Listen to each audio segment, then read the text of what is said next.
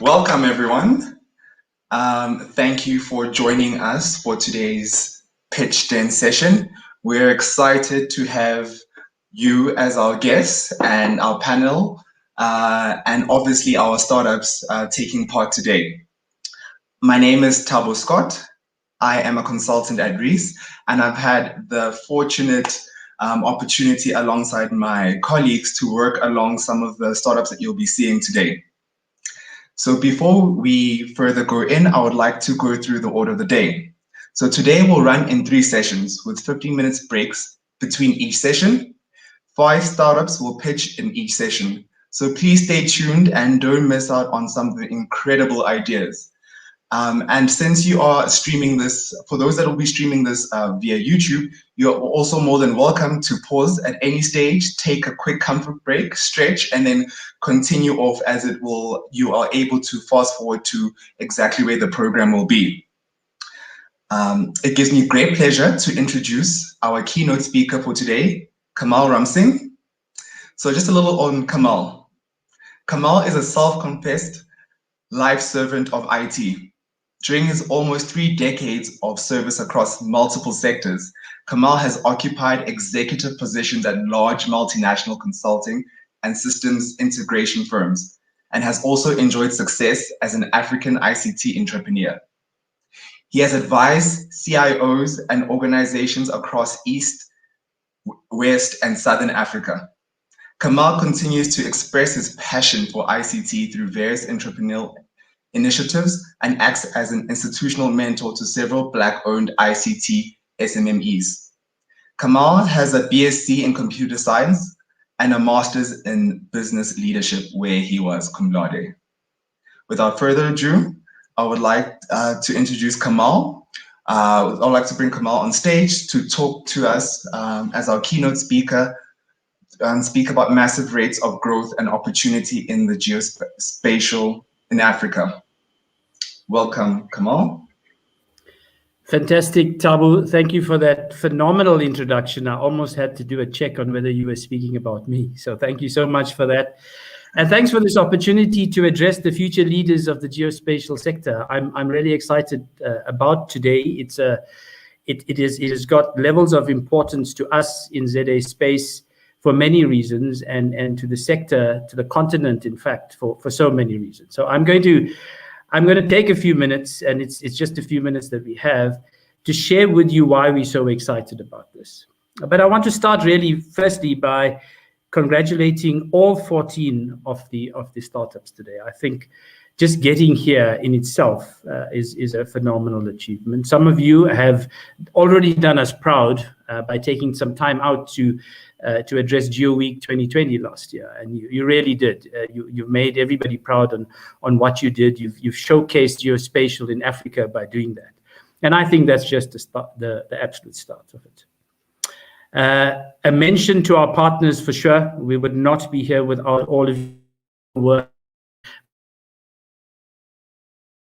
Part of that team, so thank you very much for all of the effort expended, and of course the judges who are in the background and probably need more good luck today than the startups, because they have a phenomenally difficult task ahead of them in trying to differentiate between the 14 businesses that we're going to look at today.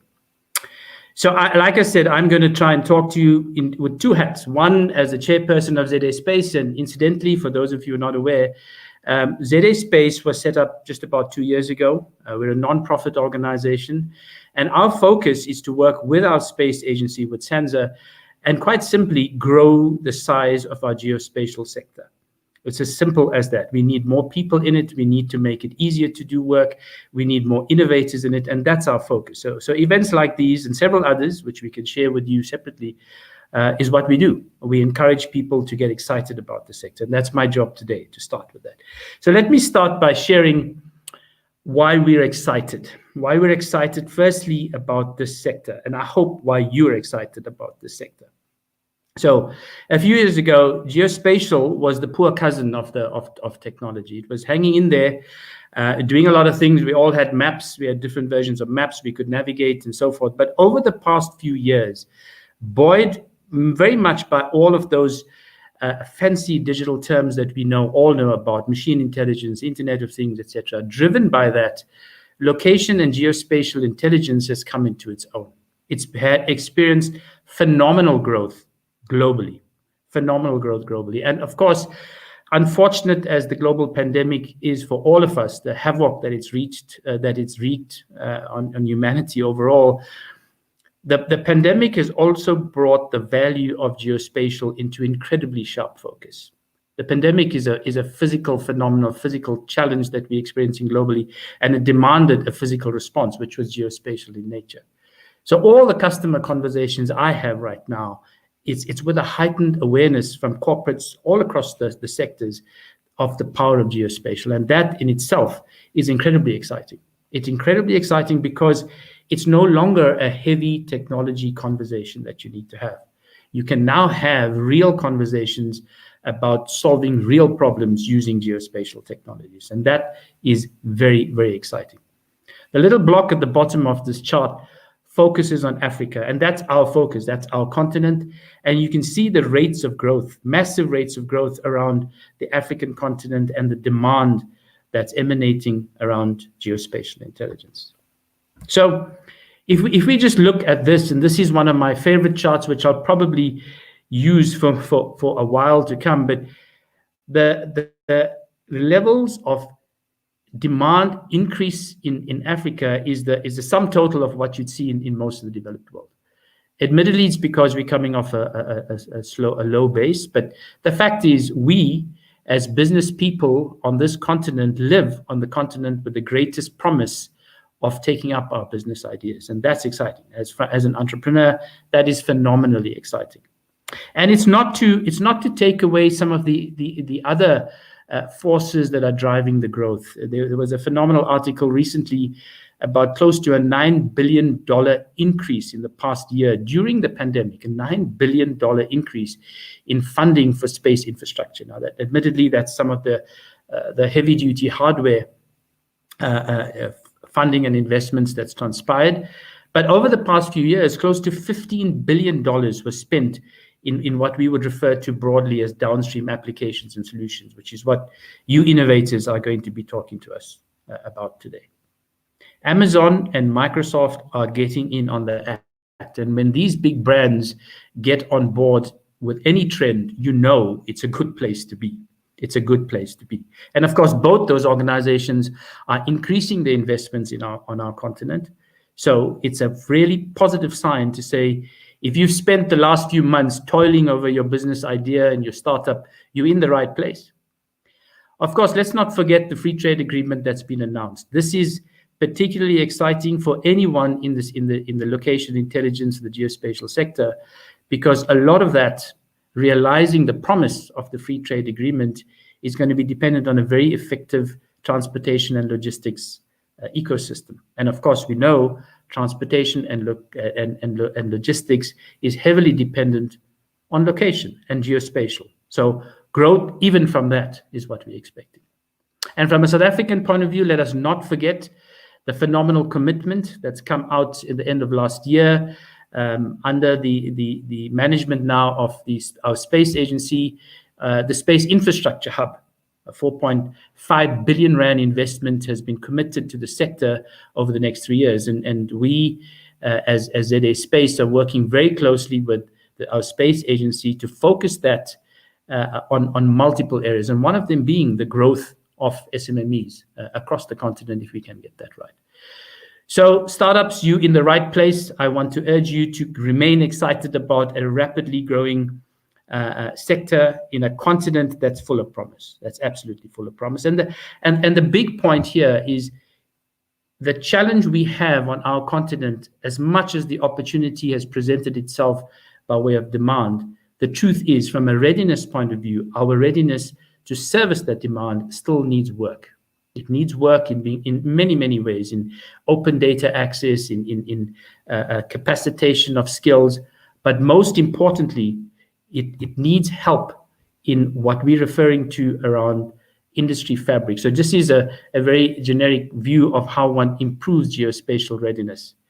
And the value that you're bringing to us today cannot be understated. That industry fabric, beautiful consulting word, that industry fabric point down there refers to, one of the dimensions of it is about having an ecosystem that supports and encourages innovation across the sector. So what you're doing today is contributing significantly to our geospatial readiness. And I really, really hope that you continue to expend your efforts in this area, continue to innovate. My final comments around today is firstly, the sector absolutely needs you across the continent. So the more startups we can encourage, the more innovators we can bring in to participate, either with incumbents, with state-owned entities, with funding institutions. This is what we need more of. And as a business person that's active in the geospatial sector on this continent, I can guarantee you the African opportunity has only just started. We are only just seeing the start of what everyone is expecting to be significant growth and demand for geospatial solutions across the continent. So I really want to encourage you to persevere. Whatever the outcomes today, you're being judged by 4 or 5 really, really well-accomplished individuals. I have no doubt that apart from anything else, they'll provide significant guidance to your efforts to turn your ideas into viable businesses. So I wish you all the very best. I want to again thank you for the effort you've expended in getting this far and the value you've already added to so many people in doing what you have. So I'm looking forward to the outcomes for today, and I want to again reiterate my gratitude to our partners and to thank the judges and wish the judges very, very well. I know each one of them, and I know they're going to be doing their absolute best over the course of today. So Thabo, thank you very much for the opportunity. I'm going to sign off on that note. Thank you very much.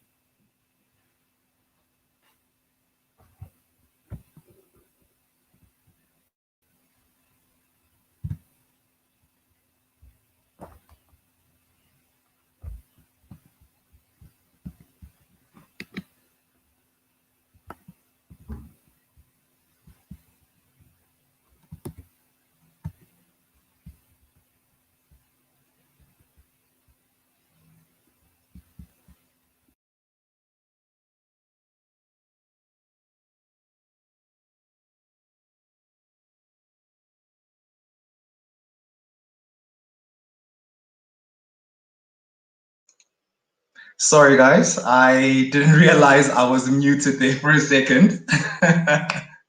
My deepest apologies. Thank you, Kamal, for those very encouraging and inspirational words to the entrepreneurs and all that are in our ecosystem. I would like to now introduce our esteemed judges. First up, I would like to introduce Imran. Imran is currently employed as a Chief Sector and Business Developer at the South African National Space Agency, responsible for the SANA Earth Observation Business Development nationally, in Africa and globally, as well as supporting the Department of Science and Technology on the executive of the Group on Earth Observations. Prior to joining SANSA, he spent 14 years at the Department of Science and Technology, most recently as a Director for Earth Observations. 4 of these 14 years were spent on this secondment to the Group on Earth Observation Secretariat in Geneva, where he was responsible for driving its capacity building program. Prior to his secondment, Imran was a director of the ICT technology mission at the Department of Science and Technology. He was previously also represented South Africa at the OECD's Working Group on Science and Technology Indicators. Before joining the DST, Imran worked as rock mechanics engineer at Placer Dome Western Areas, designing support systems for undergoing excavations. Next is Etienne. Etienne has 36 years in the ICT industry with 32 years of practical GIS LBS experience. Comprehensive experience in the use of spatial solutions with telecoms, defense, and various spheres of government and private sector environments. Specializing in identifying new applied fields for GIS LBS in an organization and defining the optimal use of GIS LBS in correlation with other technologies within an organization. His focus in the last couple of years has been taking Map IT to the next level and becoming the preferred digital mapping solutions partner to business and governments in Africa.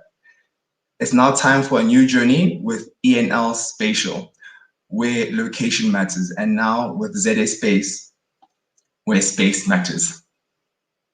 Next up is Alex.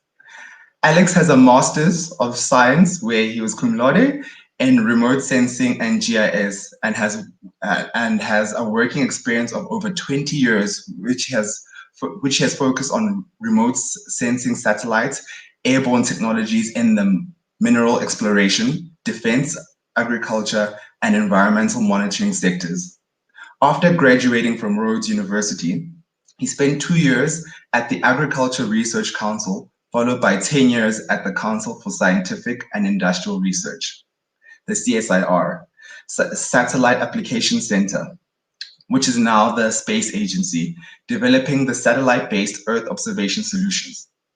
He also spent 10 years in the commercial airborne LiDAR and hyperspatial imagery sector, and now heads up the Africa region of Digital Globe, which is now called MAXAR.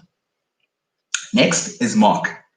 Mark is a qualified chartered accountant, joined the First Rank Group in 2011, and has a passion for understanding businesses and delivering client-focused solutions. In addition to banking experience, Mark was involved in building Ashburton Investments, the group's alternative asset manager, where he held the position of CFO. Mark is currently part of FNB's commercial advisory team, where he provides corporate finance type services to the FNB commercial client base.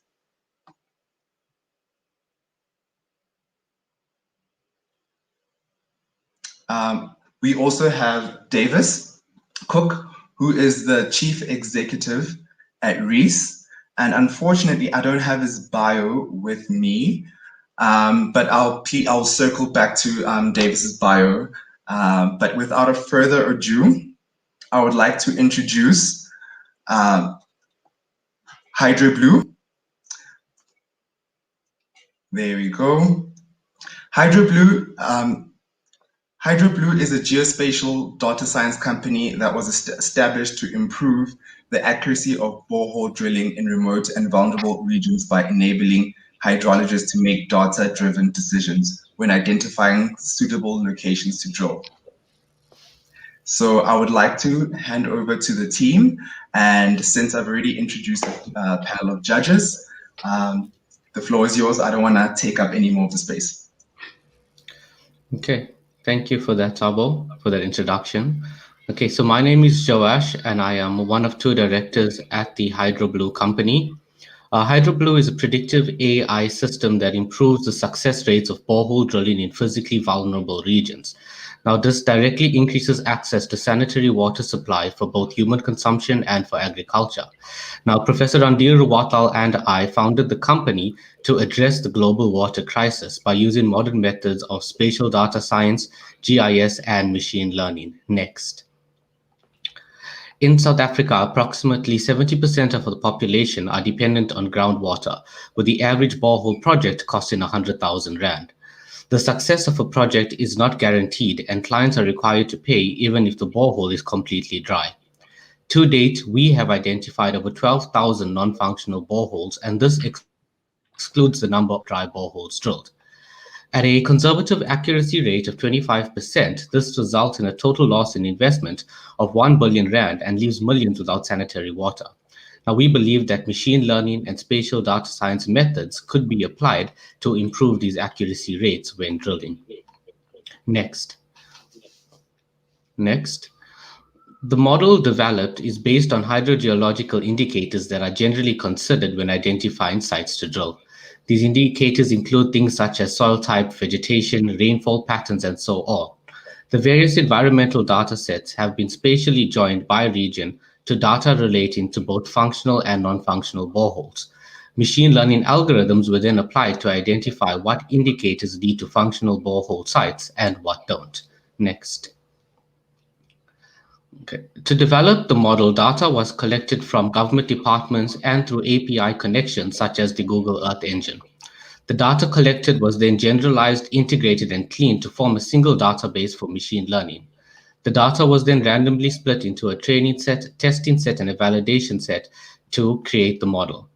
Environmental data sets were then considered to be input features in the model, while functional and non-functional borehole sites were the output. Machine learning classification algorithms were then applied to the data to identify what input features correlate with successful boreholes and what don't.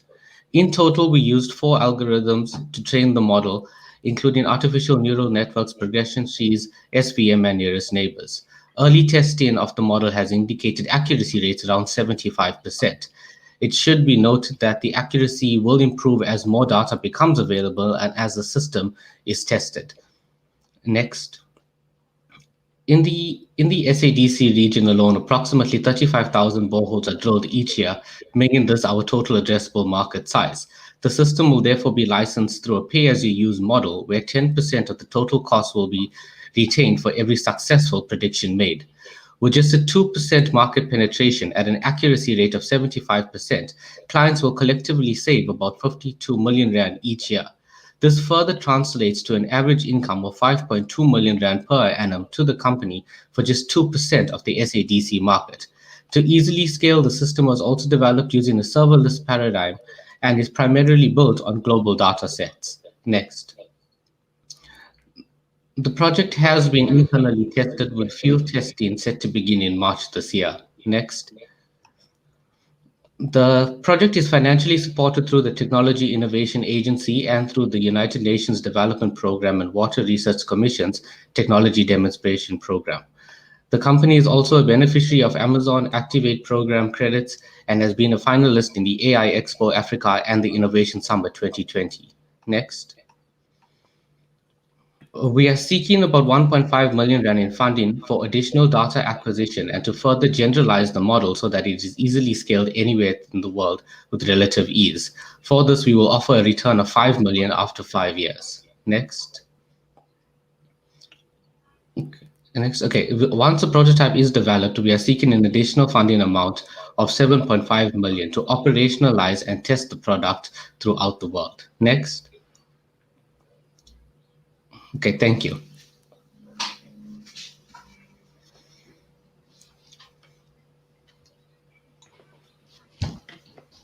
Thanks. Your solution is quite innovative, and especially seeing as water is a scarce resource. So I'd like to hand over to the judges for a Q&A. Judges, do we have any questions for our startups? Any takers to go first? Sorry, so this is David speaking. I'll jump into the first question. Thanks, guys. It's some really great stuff. What I'd like to check in is, have you had to change or adapt any of your business modeling or thinking since you've been putting this in? So have you had one idea and you've seen it through all the way, or have you received customer feedback and changed part of what you're doing through the process?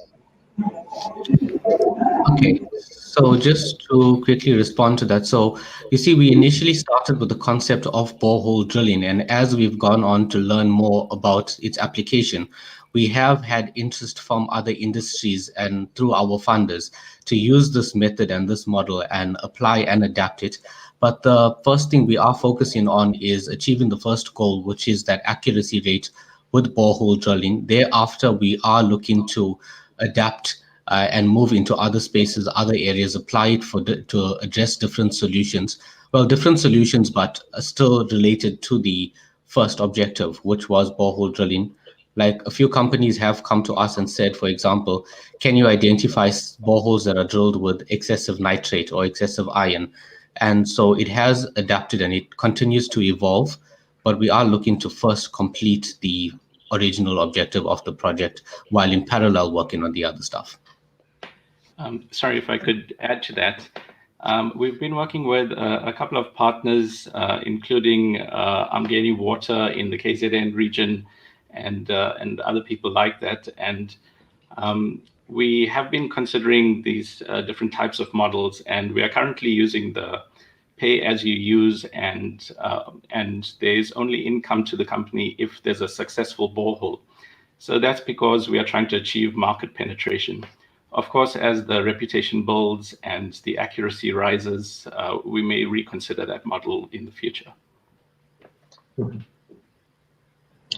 I just, Professor, hi, Etienne here. First of all, I think the concept, I agree the concept's fantastic, but I think like in any business, the issue is all about cash and cash flow and getting people to adopt, right? So if you are doing the pay-as-you-go, how's the acceptance of that been to date? So is it going? Can you see a point where the company is going to become cash viable? So the projections Josh showed, I think, are fairly accurate in terms of our costs. You see, it's largely computational costs, which we are able to meet. And the partners that are working with us are working quite collaboratively, so they see a good future in this. We are also supported by the Technology Innovation Agency. So we are very much at the just exiting prototype phase, and the actual commercial development is what we are looking to transition to now. Perhaps, Josh, you want to comment there? Yes, so basically we are, like Prof said, we do have quite collaborative funders who from the start have been providing us with feedback, telling us exactly what the market would be receptive towards and not. So right at a research phase, we did begin to engage with Umgeni Water. So the project started with collaboration with key people in industry. So if you complete with the question, if I may ask a question, what sort of difficulties are you anticipating with the further technological development and or the increase in your market size, and then to taking this out further?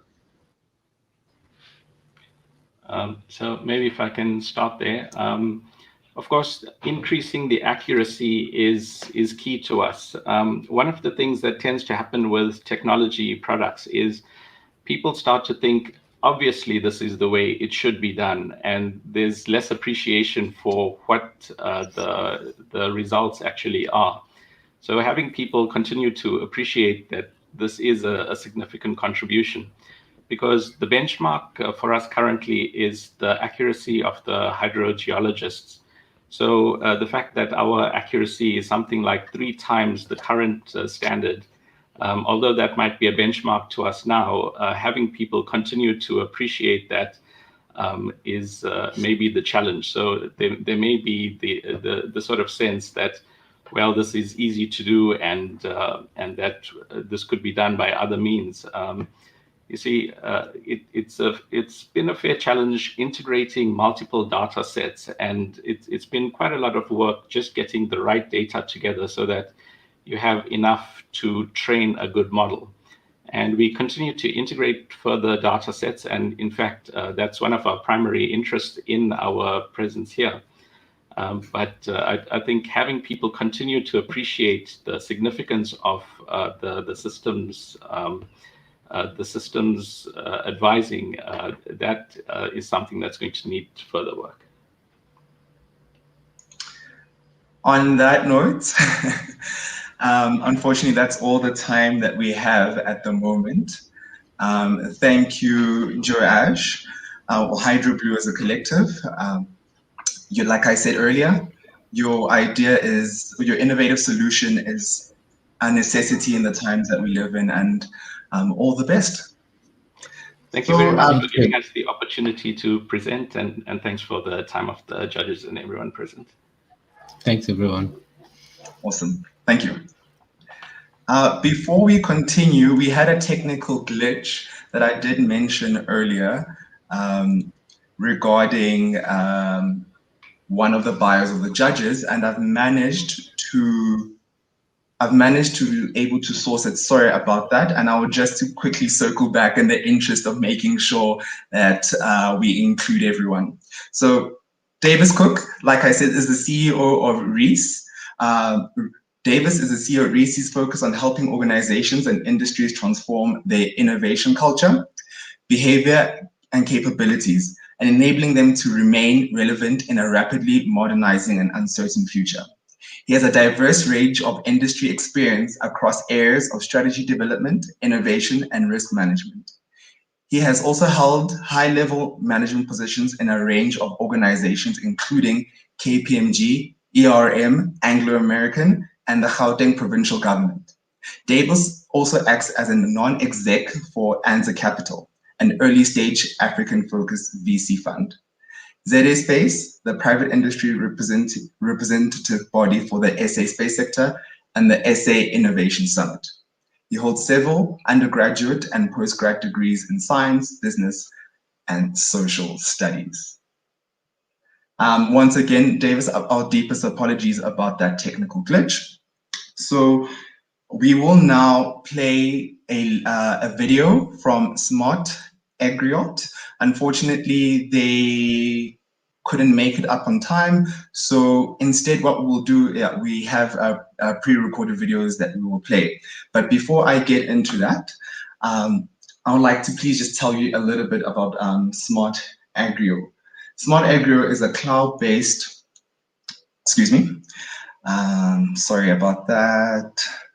Smart Agri is a cloud-based digitization and farm management platform for smallholder farmers to promote precision agriculture solutions, including data gathered by satellites and drones, weather information and soil sensors, as well as other data-driven farming practices.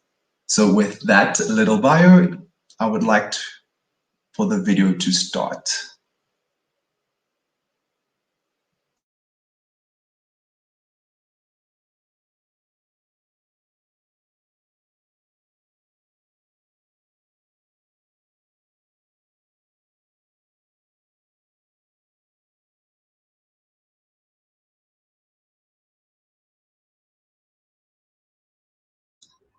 To have a farm where they can budget and plan their business, where they become, they'll see themselves commercial, where they can see the performance of the farm at any given point, where they don't have to be on the farm at any given point. Till every farmer, smallholder farmer's dream, not to be able to have those huge capex budgets, not to be able to pay for those expensive resources and employ them and have them on their payroll.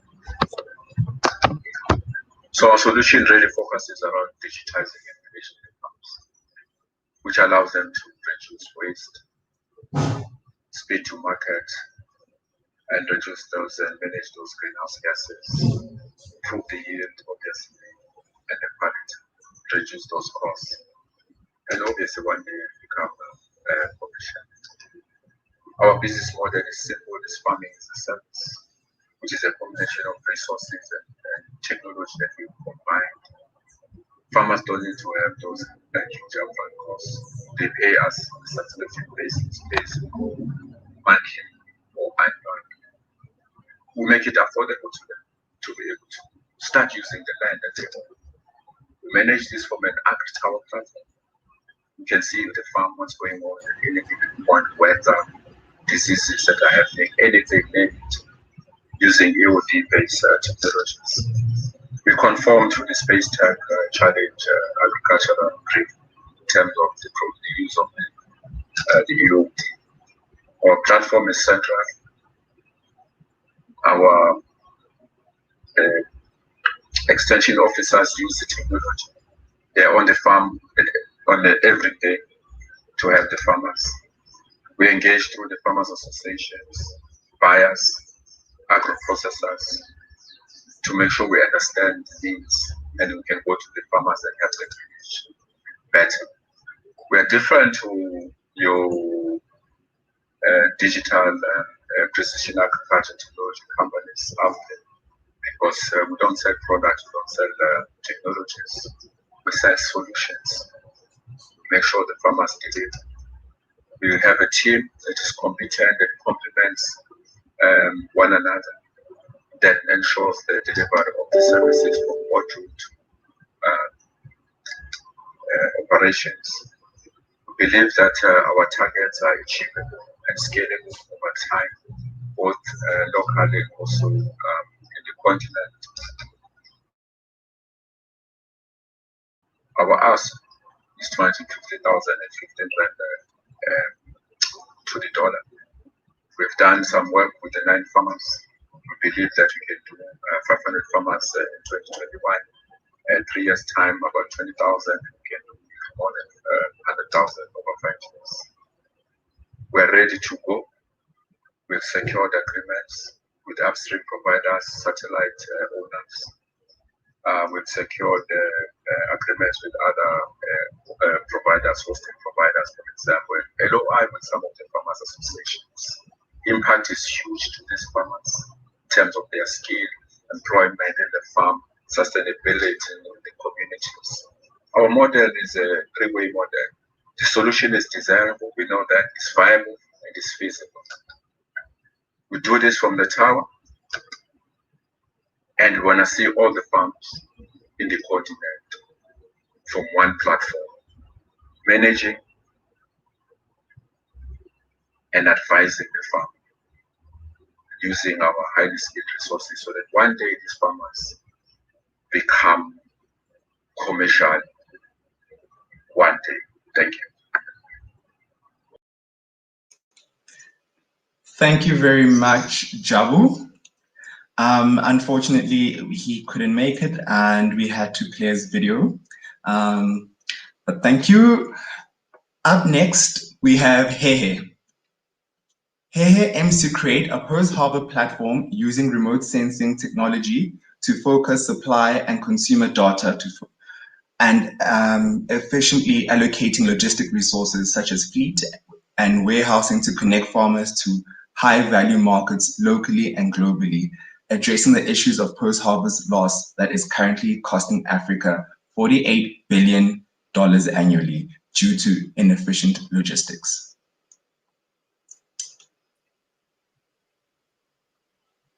Hi. Crippen? Yes. I would like to hand over to you. Thank you very much, Thabo. My name is Krapin, as Thabo said, and I'm going to be presenting our latest initiative at Hehe, which is the Abundance Villages. Next. So we all know that farmers play a very important role in each of our lives.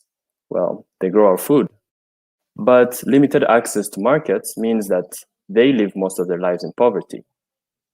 On the flip side, people living in urban areas grapple with issues of food security. But we have the technology and the tools to solve this problem in a heartbeat. Next. Next. Next. So at Hehe, we have the technology and the tools to solve this problem. As we said, as Thabo said earlier, we have a range of products that we use to match demand and supply from rural areas to urban areas. Next slide. And just to give you more context, Africa loses $48 billion of food due to post-harvest loss every year. Next. And all this while it receives $4 billion of food aid annually. So as you can see, it's a huge loss. Next. So our vision at Hehe is to create a perfect market by matching demand and supply. Next. We bring connectivity solutions, supply chain solutions to rural communities. Next. And we do this in what we call abundance villages. So what abundance villages are basically connected agriculture collection centers that provide warehousing and transportation services for farmers in rural areas. Next. So this supply chain solution is dedicated to address the post-harvest problem by connecting these farmers to high-value markets in urban areas. Next. So consumers pay a membership fee to become an Abundance Village member, and they access fresh produce at farm gate prices. And this ensures that farmers have access to reliable logistics and a ready market. Next. These centers are owned and operated by a franchise model, which allows for scalability while empowering entrepreneurs within the community to create new jobs. Next. Next. Sorry, go back. Our goal in the next 2 years is to establish 17 abundance villages across Rwanda and expand throughout the Great Lakes region by 2025. We're looking to raise funding in 2022. So our focus this year is product market fit and gaining more traction. Next. Our connectivity solution is a demand-driven service designed with the end user in mind, therefore making it economically viable. Next. So we are already serving 7,000 consumers in Rwanda, and we're reaching 4,000 farmers in rural areas with just 2 abundance villages. And we would absolutely love for you to join us in this amazing journey. Thank you.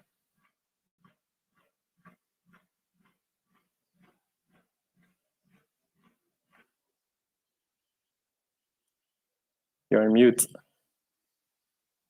Sorry, thank you. Thanks for that. I would like to now move on to the Q&A. Our panel of esteemed judges. Any first takers? Yeah, thanks. Hi, Tabu. Thank you for that great presentation from Hehe. Just a question from my side. It would appear that, and it's a great solution, but this challenge was about using Earth observation data. And from what I can gather, maybe you didn't have enough time, but it seems like all you really need to know is where are farmers and where are people located. So can you just give us a little bit of detail on what exactly you need from an Earth observation perspective? Thank you. Thank you very much, Alex. So at its core, Hehe deals in geolocation technologies. That's what we started with as a startup. And this technology allows us to map where farmers are and where consumers are and create an efficient and optimized route for us to get the produce to them effectively. But we're also looking to increase this potential and increase the value that we give to our farmers. So we are planning to have different ways to power farmers with technology that can help them have their harvest, predict their harvest and predict their yields based on geolocation technologies. So from that standpoint, that is where we would need such a strong partner to help us achieve that mission that we have. And then maybe just a question on your business model, if I don't mind. So just, I think the slide, you've got an iPad and you've got farmer, consumer. I just want to understand, so does a farmer upload his prices onto the app and then he ships his stuff or takes his stuff to the Abundance Center and then people come and pick it up or buy it online? So all that shipping and transport, who covers that? And then also when it sits at the Abundance Village, who takes the risk of those items going bad? So, does the farmer put it there and hopes people buy it? How does the whole model work? I'm just trying to understand sort of the economics of it. Yes, so this is a demand-driven service. So we already know beforehand, before the farmers bring the produce, how much is needed, how much, let's say, potatoes are needed in kilos, and that helps us effectively match the supply in the rural areas from the farmers. For the logistics sides, we have a sourcing team. We have fleets and agents that help us in bringing this produce from the rural areas to the urban areas. So yeah, that's what we do. And then is the farmer responsible for loading one by one, or is there data in that process? I mean, just how does that work? from them? Yes, so the agents we have in these abundance villages are digitally literate, competent people that help farmers upload their products online, and this is something that keeps on changing because the price keep on changing. So what we help them with is stay in touch with them, make sure that the price that are on the app that we have are always up to date, and members can place their orders and receive deliveries, recurring deliveries every week.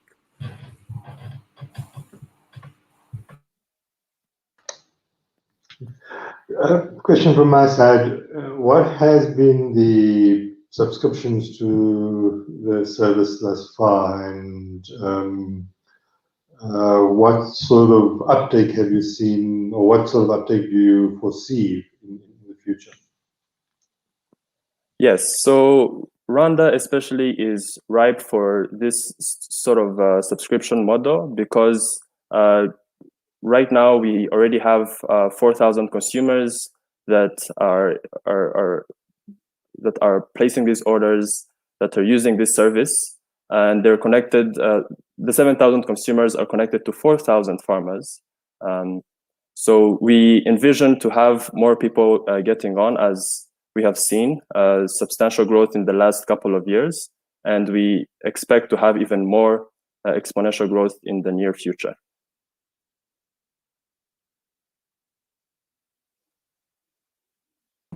Just one question from me, Griffin, and that is, you guys are asking people to pay to join the app. That sort of seems to go against everything that you see out there around app usage. Have you found that to be an issue? No, our service really emphasizes on the reliability of deliveries and these recurring deliveries every week.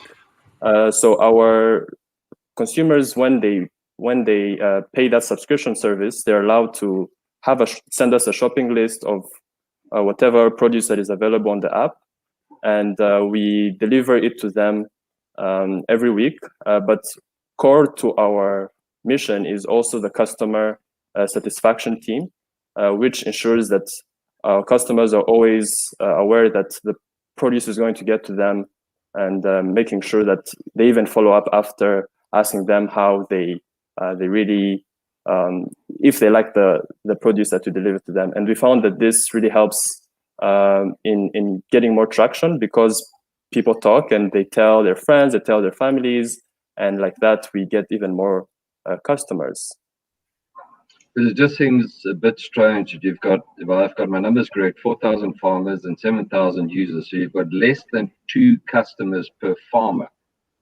What is your optimal, economically viable number, your ratio between farmer and consumer? I mean, surely you must have, I would think, probably hundreds of consumers per farmer to make this thing viable. Yes, so these consumers are not just individuals or households, they're also businesses that buy in bulk.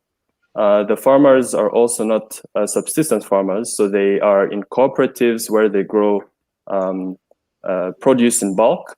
And our goal, our ratio is really dependent on having as much variety, first of all, on our app, and having consumers of different sizes. So our B2Cs, our B2Bs. If it's a household, we have what we call we have a minimum order. So there's some businesses and households that cannot order something like 1 kilo of potatoes, but they have to order in bulk because this is something that they can do every day. It's a weekly delivery, so they have to buy in bulk. So what we are mainly concerned about is making sure that the farmers have access to ready markets and people who buy their produce in bulk. Okay, thank you. Thank you very much, guys. I have to call it there. Thank you to the Hehe team. Market access is something that's crucial and overlooked when startups are beginning to scale up. So your innovative solution is able to sort of capture that market there. Up next, we have Up next, we have Field Dev. Field Dev, thanks. Let me intro you real quick and then you can take over. Field Dev Group Nigeria is an agribusiness focused geographic information system mapping provider. Their flagship is a web-based geospatial analysis tool that provides a fast, precise, and easily repeatable way for smallholder farmers farming collectively in a geo-cooperative to divide up their shared land expanse into smaller adjacent plots. So with that, I would like to hand over to you. Hi, good morning. My name is Nduka. I'm a vegetable farmer and the founder of Field Dev Group, and we are in the business of putting smallholder farmers back in the map. My presentation includes a demo to our live demo to our product. So I ask that you please open the link in the chat. I've put in the chat. So next slide. At the start of the pandemic last year, we invented a tool that helps smallholder farmers digitize the location of their land cheaply without needing to hire an expensive land survey company. Now, having these kind of detailed online maps showing where lands are helps smallholder farmers with better representation to lenders and investors at a national level. And this is essential because doing this reduces risk and uncertainty in investing in agriculture and by promoting very strong farm location intelligence. An added benefit of our tool, which I'm going to talk a bit more about later, is the fact that it lowers the farmer's cost per hectare. Next slide. So what exactly is the problem? The problem is smallholder farmers typically cultivate very small informal plots of land, and this typically makes it very difficult to know exactly where the lands are. And for the farmers, this makes it very difficult for them to access funding and insurance. And for lenders, this presents an even bigger problem, which is why here in Nigeria, farmers specifically seeking for funding from the Nigerian Central Bank are required to form AGCs or agro-geo cooperatives and farm collectively on a single piece of land. Now, this communal farming model represents a lower risk to the lender. However, for each application must have the coordinates of each farmer's plot, as this serves as a crucial part of the farmer's identity on the loan ticket. And the size of each plot determines how much money will be allocated to the farmer. So it is therefore very important that the boundaries of each plot are very precise and accurate. Now, this presents another problem to the farmers because getting these coordinates is very expensive. So this is where our solution comes in. Our solution next slide, please.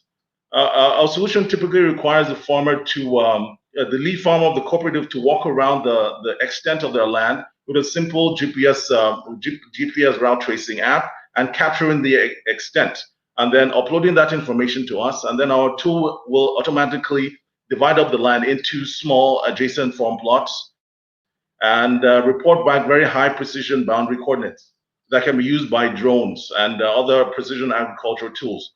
Now, some of the value our tool provides to the farmer is they can get access to funding faster because our tool runs in minutes versus several days it would take for a traditional land survey, and then reduces the farmer's input cost. So here's how we make. Next slide, please. Here's how we make money. Our pricing is flat for $5 per hectare for every shapefile that is uploaded to us for subdividing, and when you factor in server time and database costs, our costs are only about $1.50 to process each subdivision request. Our biggest advantage is that we're cheaper than the competition, and our results are almost immediately available online. Here's how the program works. So the farmers would capture the extent of their land, upload that information to us, including a list of farmers and the allocation per farmer, and then they wait to receive a preview map of the subdivided plots, which is the map that you see in the chat that I posted. So some of our customers are institutional lenders, state governments, and development partners who invest in agriculture on the macro level and who have access to large pools of farmers. And our end users for this particular rollout our farmers applying to the central bank AGC program. Our program can be used by real estate developers and mining concessionaires to also divide up their concessions. Next slide, please, to traction. We started building the program in early 2020, and we completed the algorithm in May. And by August, we started negotiating a service contract for a trial run to divide about 2,000 hectares of land. Next slide, please. So far we've invested $2,000 of our own and raised $5,000 from external sources. Currently, we're asking for about $25,000 from investors that have ties to commercial farmers and institutional lenders who want to replicate the AGC model. By the end of the year, this year, we intend to have 5 software developers and create a marketing team. And by the end of next year, we want to expand into 5 other emerging markets. Next slide. I have to pause you there. Unfortunately, that's the time you had. Any further questions, any further elaborations, I'm sure can be done when the judges ask their questions. Judges? Alex, do you want to ask your one question from my side? Go ahead. No, Alex, I'm sure you're going to ask the question about the usage of Earth observation technologies. I'm seeing a great survey. Yes, but I'm obviously quite focused on how you're using Earth observation data. So that's the one question. What's your back-end information? Seemingly a farmer walks around his field, uploads shape files to you, wondering where the link is to Earth observation data. Secondly, just a bit interested in understanding the model. There are automated AI algorithms and companies producing field boundaries at roughly about between $5 and $10 a square kilometer. So they're not parcel-based. I'm just trying to understand, whether you've explored looking at these AI technologies and off-the-shelf products that drive field boundaries using our technology. Thanks. All right. So the problem here in Nigeria is that typically the farmlands are very unstructured. So if you ask an AI to look at the land, you would not get very useful information because, like I said, the farming models are not very, the farming plots are not very organized. So what our tool does the reverse. So all our tool needs is someone walking around. It could be a virgin land. It could be virgin land. Somebody walking around virgin land, and then divide up that virgin land into plots that can be used for farming going forward. I don't know if you can open the link in the chat. You'll see precisely what I'm talking about. Thanks, but I'm still failing to see the link to why you need imagery, satellite imagery. Okay, so for each plot, for each plot that is subdivided, the farmers can see the quality of vegetation in their plot and see other Earth spatial information that they can use to inform their farming for their particular plot.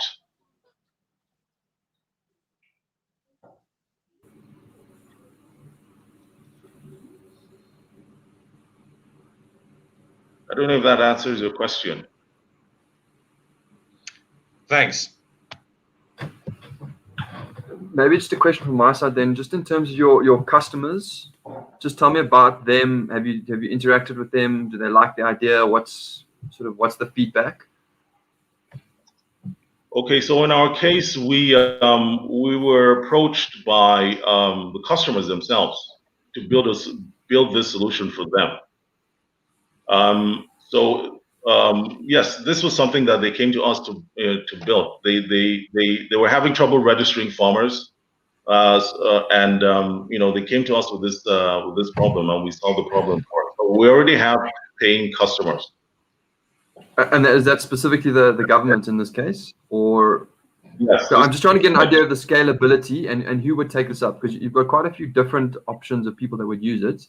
And then maybe just linking on from Alex's question, if there are other companies that do this, what makes you unique, and where are you positioned in the competitive market space?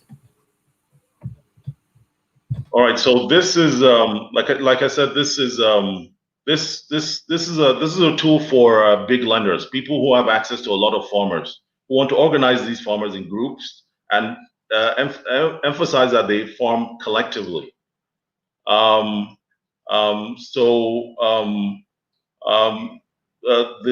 reach of the program is available to whoever has as many farmers as possible, which is governments, institutional bodies, and big banks.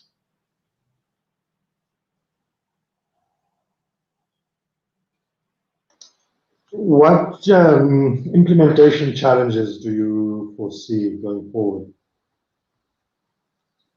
The biggest problem we face is farmers properly capturing the extent of their communal land. Because beyond that, everything is generated by the computer program. But the biggest challenge would be them properly capturing a closed polygon of the land that they collectively intend to farm on.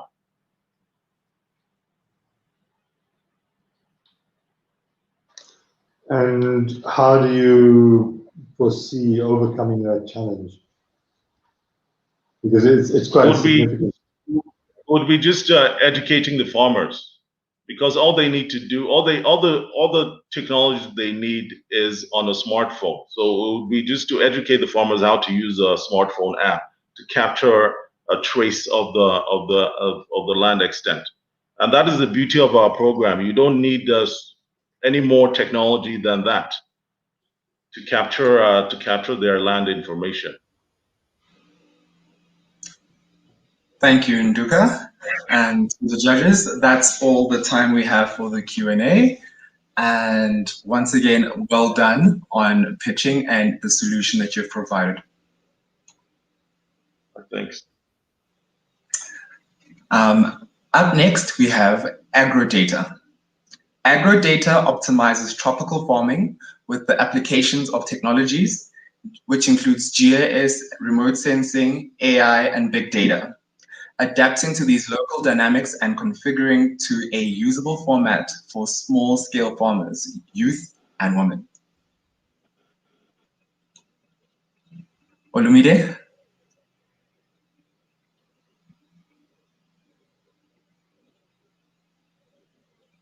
Olumide, I hand over to you now.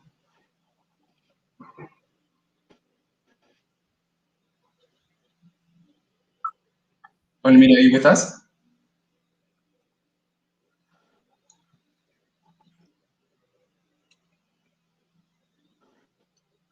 We seem to be having a technical glitch. Okay, there he is. Good morning. Oh, there we go. Morning, the show is yours.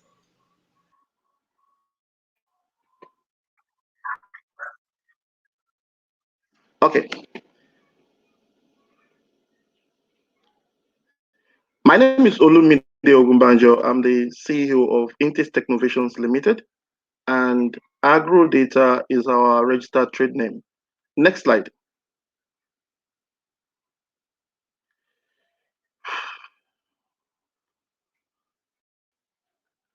Next slide, please. Okay. Yeah. With GIS and the terms of smallholder farmers, actually they have low yield, degraded soil, and we all know about food insufficiency and poor livelihood.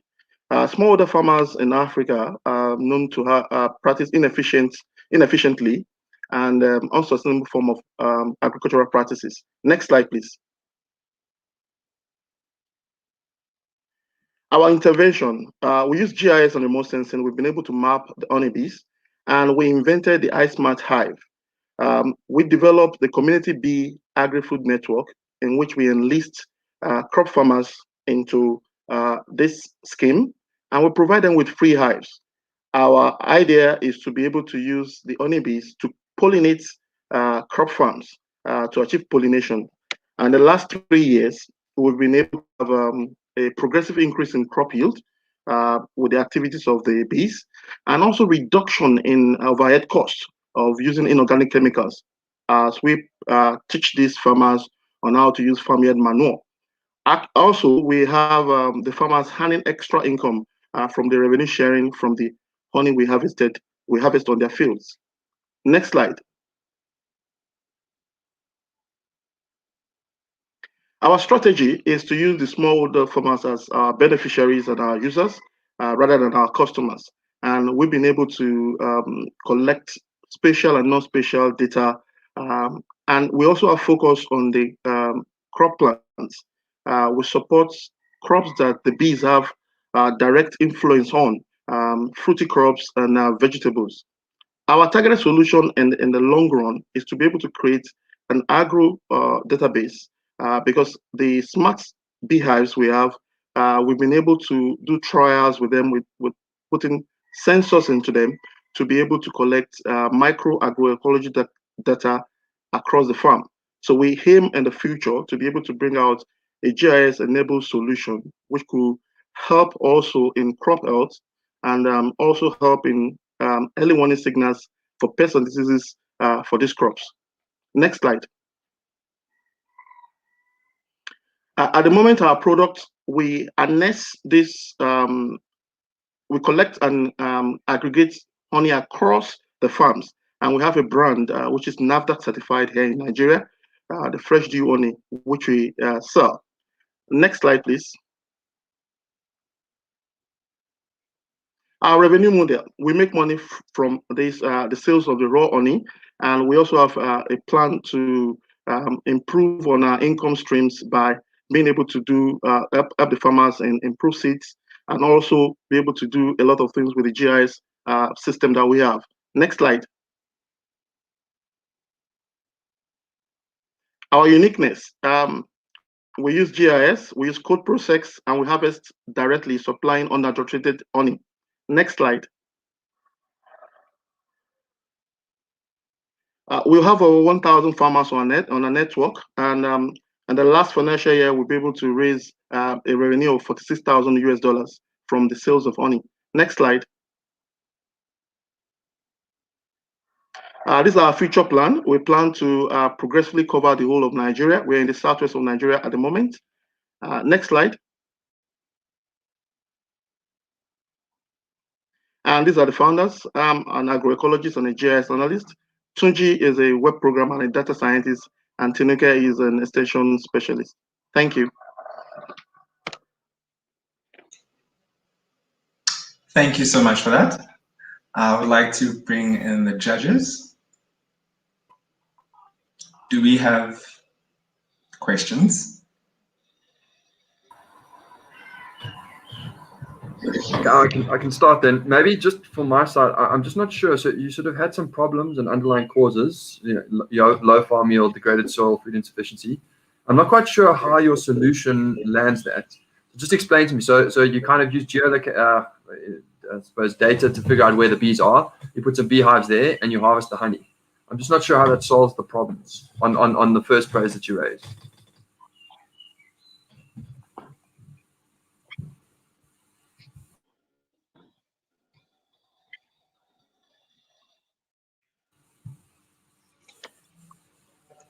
Olumide?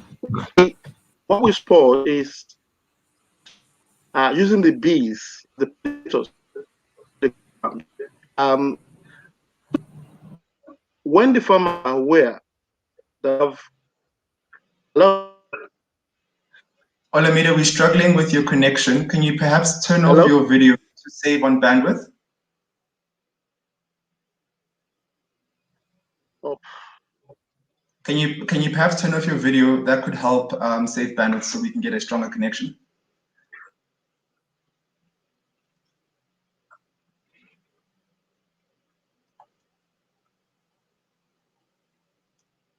Olumide, are you with us?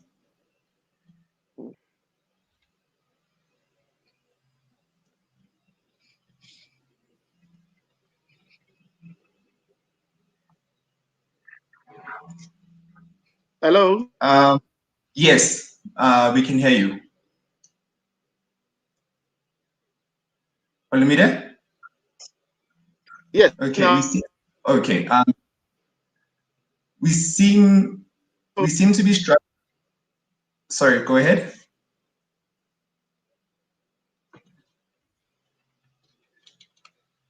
Okay, hello? we seem to. Yes, I think we're struggling with your connection. I think perhaps. Yes, sorry. I think for the sake of making sure that we're able to do a Q&A. He has a question. No, Olamide, we're struggling with your connection. I think we will email you the list of questions for from the judges. Hello? And then you can respond via email with the answers. All right, thank you, everyone. That brings us to the last of the startups to pitch for this session. And thank you to AgriData and the other startups that participated in this session. We will now take a 50-minute break before the next 5 pitches. So you are welcome to go stretch, have a cup of coffee, and we will see you in the next session.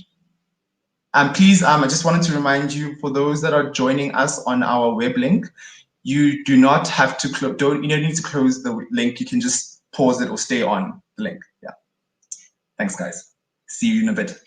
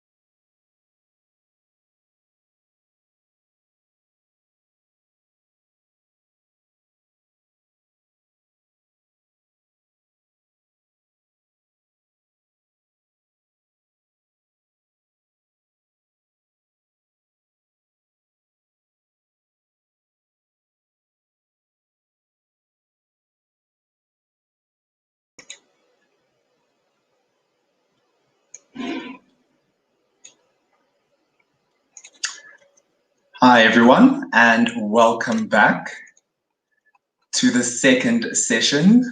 I would like to welcome our judges, finalists, investors, and our honorary guests.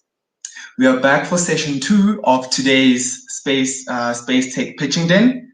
In the previous session, we had 5 great pitches, and we cannot wait to hear what the next 5 have in store for us.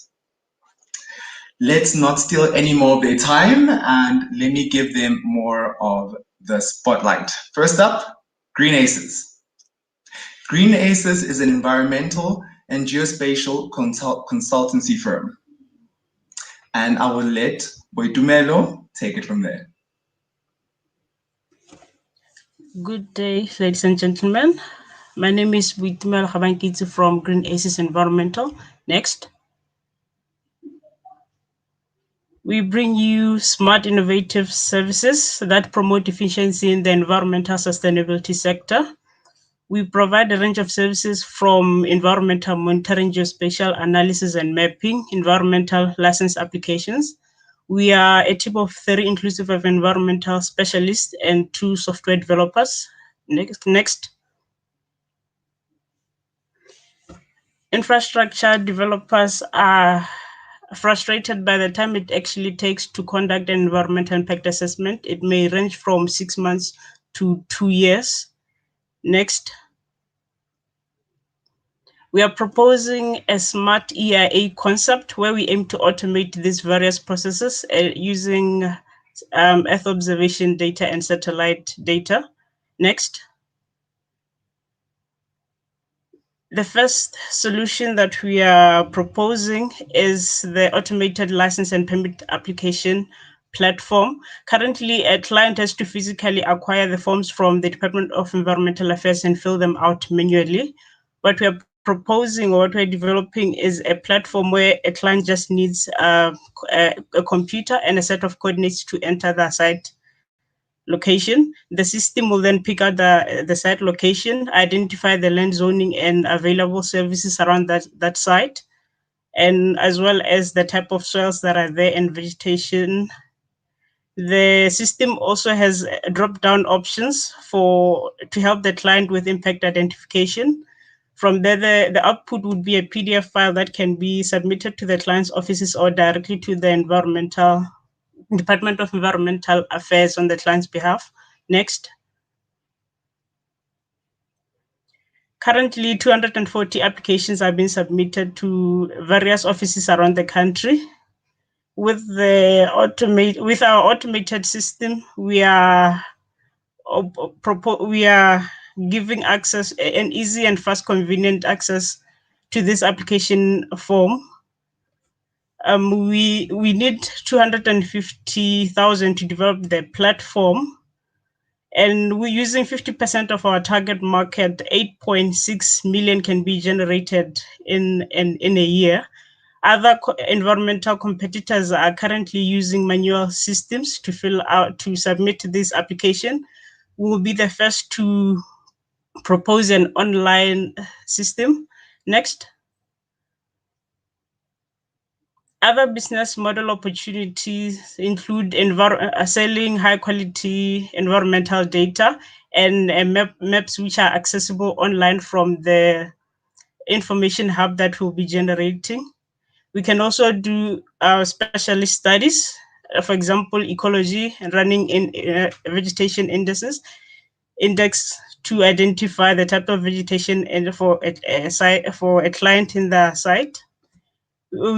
Our key partners will include environmental experts, satellite image providers, data scientists, the DEA as a key stakeholder. Our distribution channel will include online web applications and digital advertisements. Next.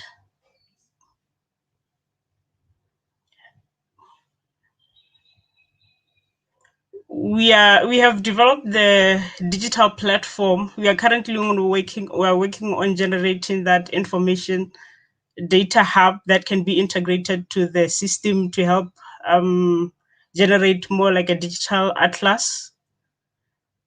Next. Thank you for listening.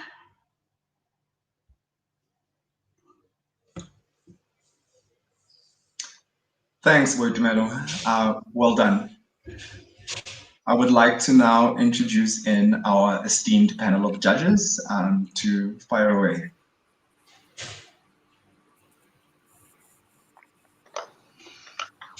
Hi, thank you very much for a very, very good and interesting pitch. I might have missed it in the presentation, but how has the implementation gone up to now? Who are your customers base, and how have your customers received the type of service that you're providing? Currently, we are still offering the manual system in order to generate income so that we can fully develop the platform. We have already developed the digital platform. However, it's not yet online. We want to generate that in that data hub so that by the time we launch the product, it has all the information that is required for this online application system. So we have a few clients that we have submitted their licensing application for them, just that the system, we have been doing it offline currently. Just a question on the type of Earth observation data that you're currently using, even through the manual process.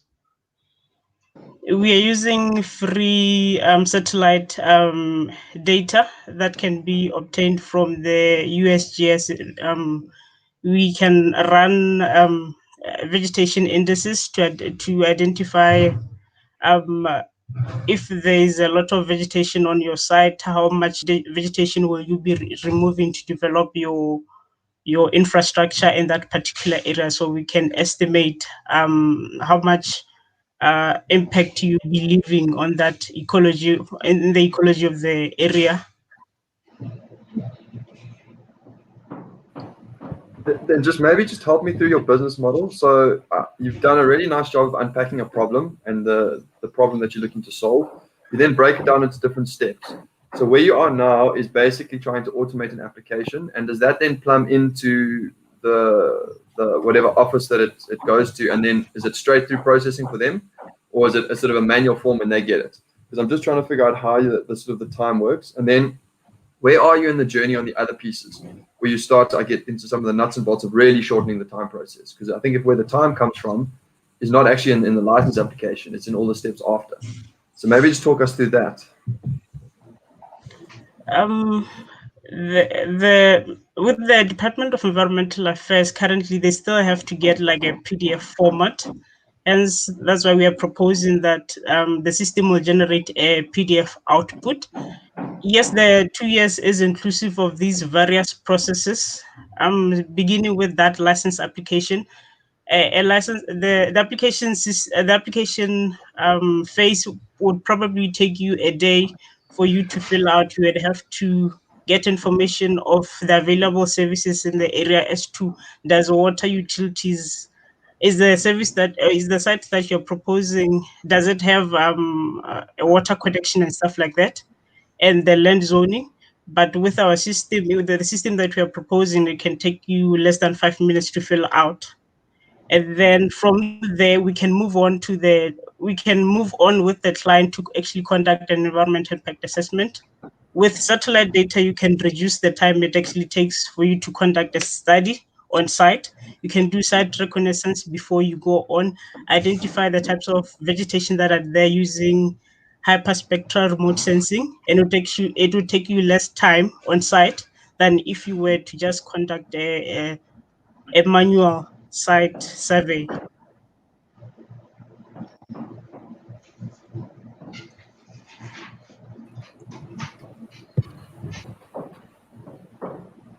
Okay, and then maybe just your revenue model, how is that going to work? Because I mean, I see you've got a revenue number for, I think you made quite a bold assumption around getting 50% of all the licenses. And then after that, and all the costs that you need, I don't really see it coming through clearly. Because it's a very big goal that you're sort of aiming for. So I mean, I think that's a great step, but there's quite a lot that is needed then to actually deliver on that vision of yours. And have you thought about that? Yes, we are currently based in Gaborone. The office in Gaborone currently are receiving about 50 applications per week. So once we launch this platform, it means that instead of just the one location, we can then cover the whole country, where anybody in the country can access this license application form, and then we can submit in any office around the country. Yes, we'll need intense advertising for it to reach various clients and for them to adopt this automated license application format. And with the current COVID-19 restrictions, I think it would be a convenient way to get the license applications across without them going to the department's offices.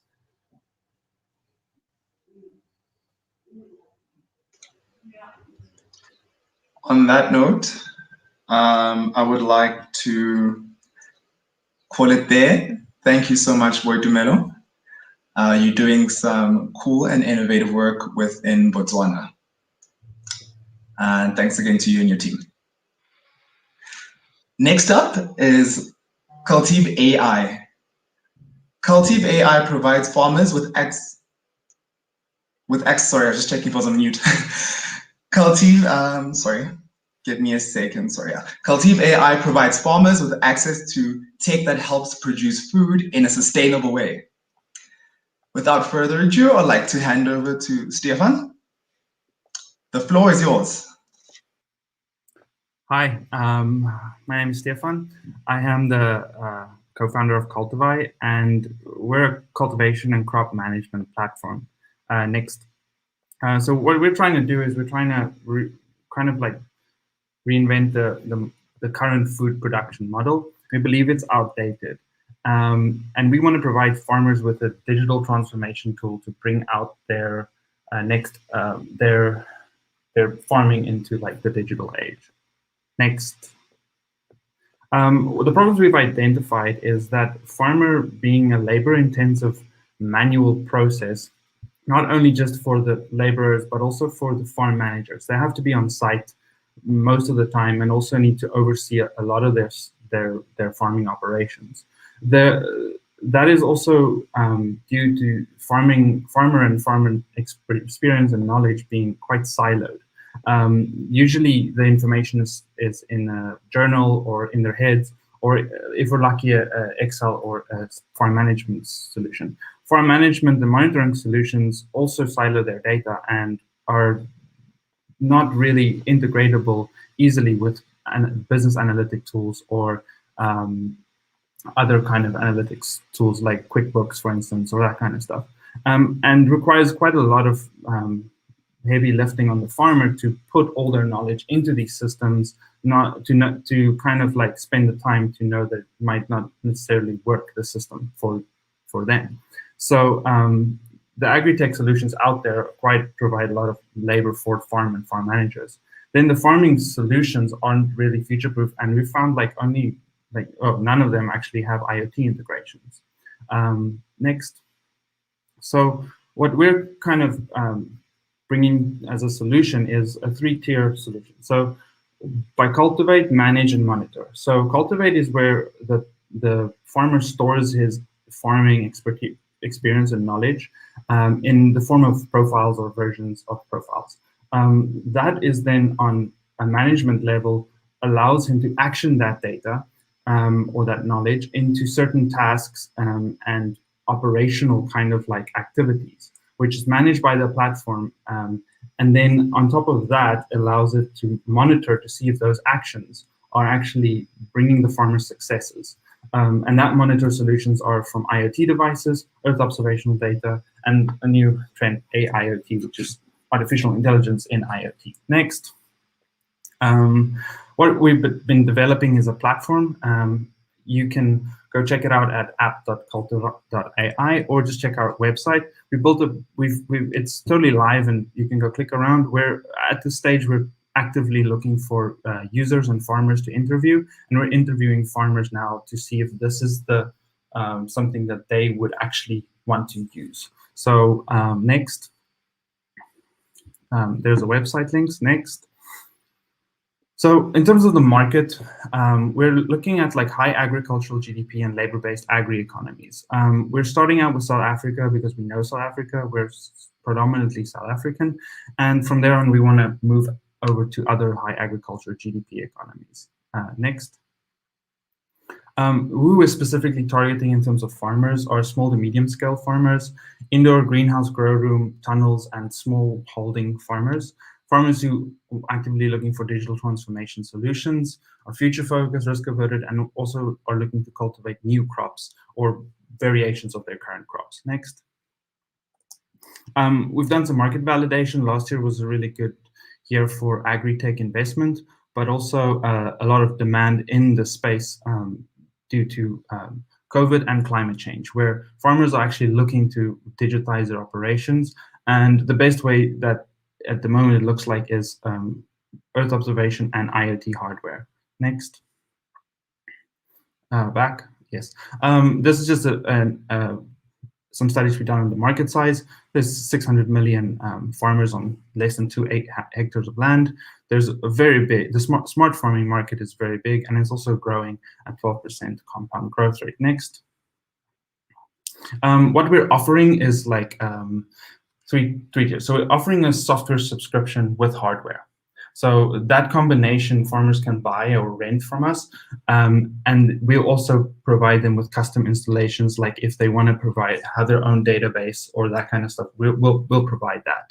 And then what our last tier of revenue that we go in is this farmer knowledge, be able to have farmers sell or purchase certain profiles if they've identified a certain profile to work. So say, for instance, someone can do beets really well and someone wants to do beets, they can basically buy the knowledge from another farmer, and we're just brokering that deal. Next. What our value capture is, I think for us is being able to tag and track and trace and track produce for farmers is important. Having farmers to access their information and store and iterate over their expertise and knowledge, and kind of identify their success factors through measurements, helping them increase their yields, decrease their costs and labor. Also providing a security kind of like solution where they don't have to always be on site. They can actually push out these tasks, which is quite a high value. Next. On milestones, we've successfully deployed our devices and software on AWS, and we're actively just developing it. Next. Next. Yeah, that's pretty much it. I think it's my time's up anyway. So I think Tabu just arrived, so I think he's in trouble. Thank you. I didn't mean to interrupt there. I just wanted you to step it up a little bit more, but hopefully whatever that wasn't covered in depth will be covered through the Q&A with our judges. Cool.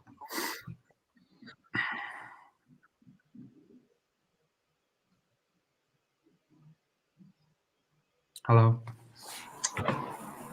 So who would like to go first? I'll have a stab. Hi, Stefan. Thanks for that presentation. In your one slide, you showed greenhouses and tunnel farmers being quite a focus. What percentage of your business, at least in the early stages, do you see being those particular farmers, tunnels and greenhouses? Quite a large portion. So I think like almost 60% of initial farmers would probably be those kind of farmers, or just at least farmers that that doesn't have a lot of space. The only reason for it being is putting an IoT device in a field where a tractor can run it over might be a risk for large ag. So we're just not looking at large ag now because we just don't want to create too much problems for ourselves and our product in the beginning. I mean, the only concern I have then is obviously Earth observation can't see through a tunnel, right? So the Earth observation component only really speaks to the part of your business that does large ag or small. Anyway, thanks. Yes.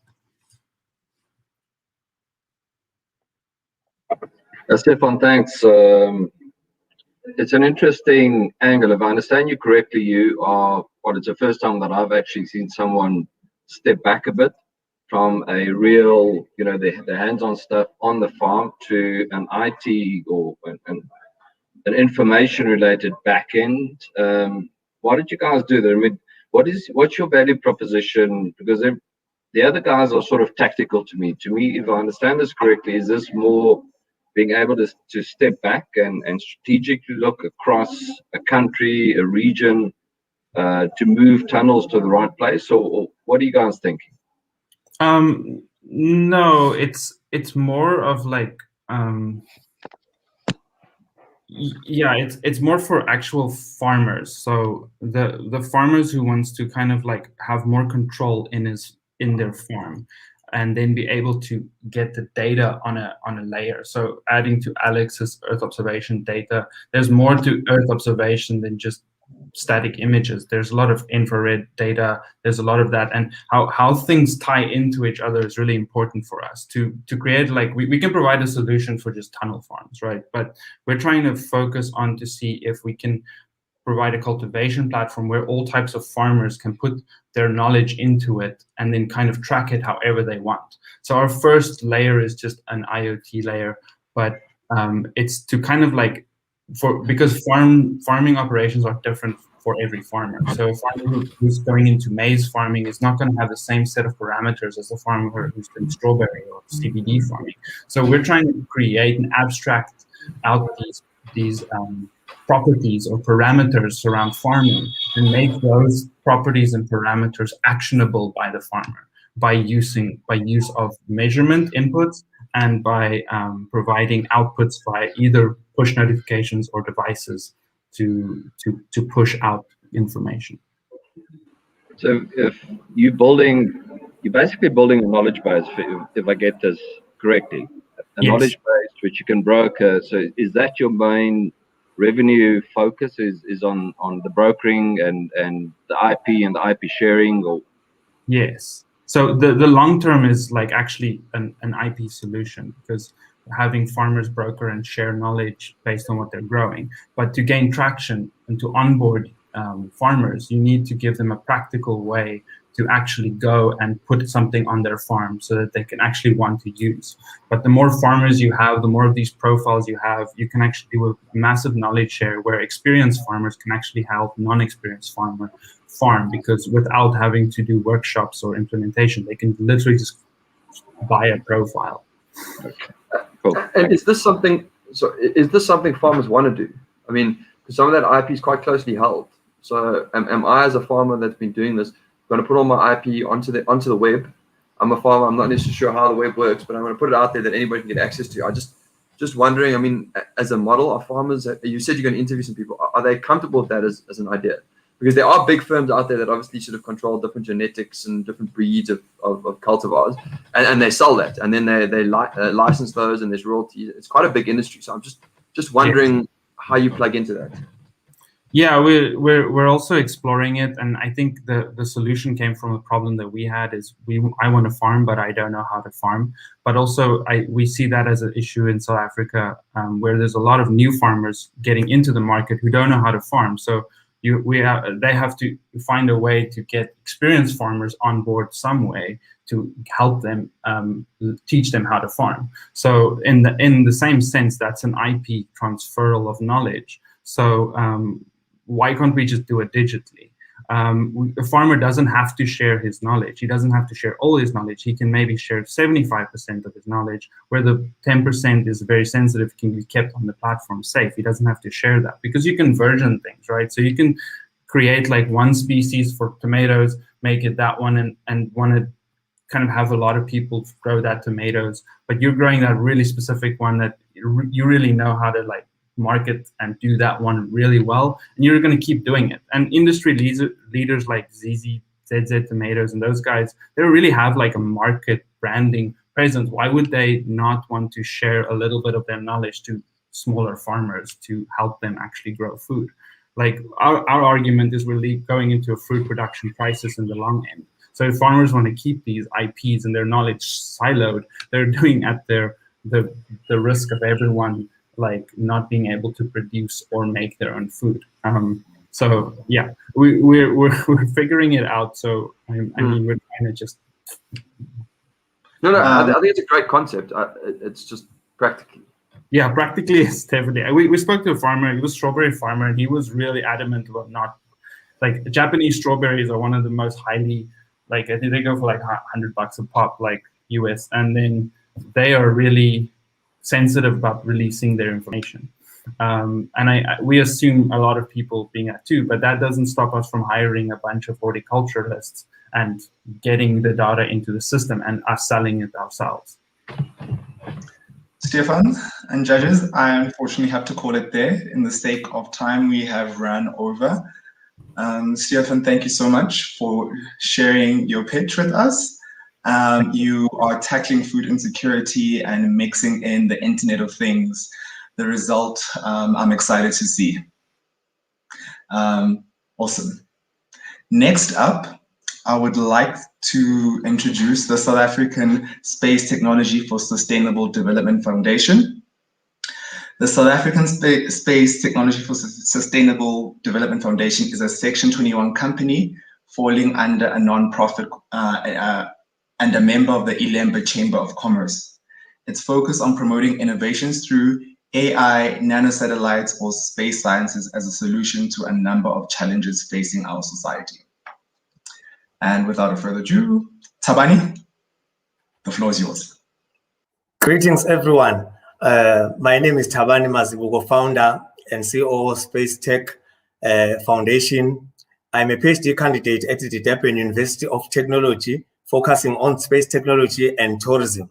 It is funded by Space Science Institute. South African Space Technology for Sustainable Development Foundation is a Section 21 company, falls under the non-profit organizations. It is focusing on ensuring that space technology and satellite communications is used as a solution to a number of socio-economic challenges facing the society in a number of sectors like health, infrastructure, agriculture, and more. Our vision and missions are guided by space policies as well as sustainable development goals. Next slide. Actually, that was the slide. You can move on.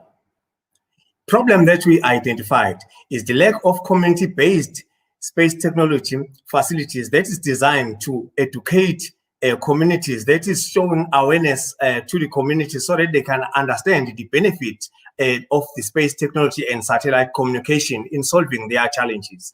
There are no platforms that links innovators and communities where problems exist. We have the lack of youth space tech inspirational activities that can make sure that youth is participating in space technology and science. There is limited choice of technology, especially to the people who are using these sectors on daily basis for survival. They need technology closer to them, but technology is up there. People are there at a grassroots level, not attended, not using technology on daily basis. Innovations are shelved and archived without solving challenges. There is no clear local beneficiation, no inclusivity, and no diversification. That is leading to poor harvesting, poaching, illegal hunting, and other socio-economic challenges in the society. Next slide. Our proposed solutions is that there be facilities, there be more outreach. Space technology and its benefit is taken down at a grassroots level in this format. Next slide. Yes, this is our desired outcome, where we can see buildings that is offering technology, that is showcasing number of technologies, where people at a grassroots level, farmers, those in tourism, those in nature conservation, those in other sectors, can come and make great deal choice of technologies that is suitable to their problems. You can take your kids, then you inspire them to participate in science and technology, where space lovers can come and see other countries and other companies like your SpaceX launching and see if there are faults. They are able to see that where did it go wrong? They come up with solutions in rural areas. Next slide. we've identified a number of sites, and some of the sites we've developed them. The one is near Durban, near King Shaka Airport, where we think there is an access to global and domestic people can see that market. We've already engaged municipalities, provincial government, national government, and other key sectors like your SMEs, like your cooperatives and other form of proprietorship. They are keen to see their technologies, to see their innovations, making change to the local people. We do not feel we have competition because people are focusing on designing technologies. We are bridging the gap where we say, yes, there are technologies, but how do we ensure that global and local technologies are used at a local level to benefit the societies? Next slide. This is what we've done so far, where we've trained youth, we've done workshops, we've been organizing, showcasing number of technologies with technical partners. You see other technical partners donating these, or this is made by local youth, and it is solving renewable energy problems in the communities. Then that's what we are trying to do. We are educating the people at a grassroots level and making more impactful meaning to the society. Next slide. We feel this can grow because SANSA, GSI, ZASpace, and other space communities, we are at the helping hand. Let us have these technologies. Let us have these technologies reaching the people who need them at a grassroots level. So let us make sure that these things are happening in the community. We feel this is an innovative concept that can bridge the gap against what we see, where people try technologies, these technologies, they are archived, or people just reject it, and innovators are starving. Why? People at a grassroots level need these innovations. They need to touch fourth industrial revolution. I thank you.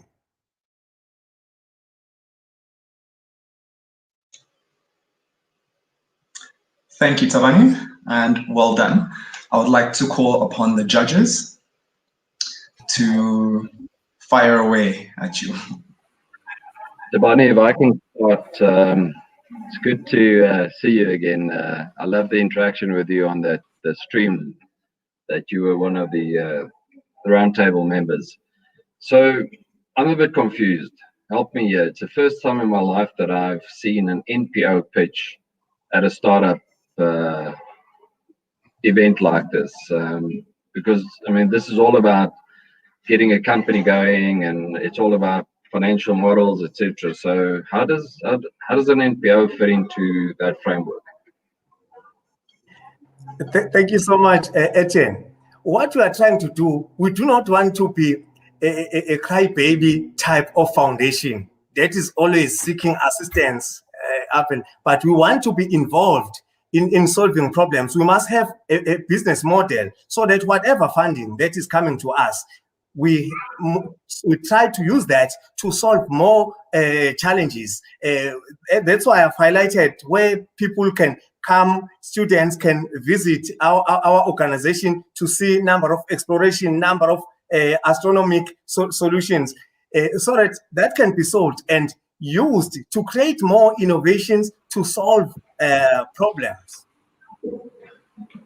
So maybe, I mean, I love your enthusiasm. I love your vision. I think your vision ties in exactly with what Kamal spoke about in the keynote. So 100% on your page. When I look at your presentation, there's a slide with lots of buildings and auditoriums and things, and that's expensive, very expensive. So I don't understand your business, the kind of Etienne's question. I don't understand your business model or your proposed funding model. So how are you going to do this? And to his point around the NPO, I'm not sure how the two are going to work. So maybe just a bit more on your business model and how you're going to fund some of these things.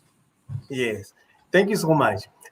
Actually, that's why we are here, because we are trying to make sure that we get funders, we get partners who will see value in this idea, so that we can have a building where people can come and see, witness this exploration, see innovations, have the choice of innovations relevant to their challenges, because we've been making outreach programs. People ask, but where are we getting these innovations? You find that if you are in Pongola, border of Swaziland, you will need to rely on Hermanus, Cape Town, in order for your child to see what is happening. More than 1,000 kilometers, you see. To make soil sample, a person needs to move from Pongola to Sidara in Pietermaritzburg, more than 600 kilometers. You see, so people must have the support of proper infrastructure in terms of vehicle and buildings, where we can take these innovations, take direct to where people are, so that they can feel these innovations. So I hear you. I'm just asking the question. So I'm a bank. I want to build that museum. That looks awesome. Okay, here's 10 million rand. How are you going to pay me back? That's what I need to understand, because yes, that's how you're going to raise capital. Thank you so much. I think that is why I put this slide that is showing that people will be visiting this. We'll even offer trainings and workshops in that facility. We will allow innovators to showcase their innovations at a fee. People will become hiring innovations. For example, if you do not see your wild animals for 5 days, you can come and borrow drones so that you can go and search your trapped animals. When you've got them, you bring them back. We have number of items that are in that form of business model, so that we can self-sustain these buildings and other funds received by meaningful funders.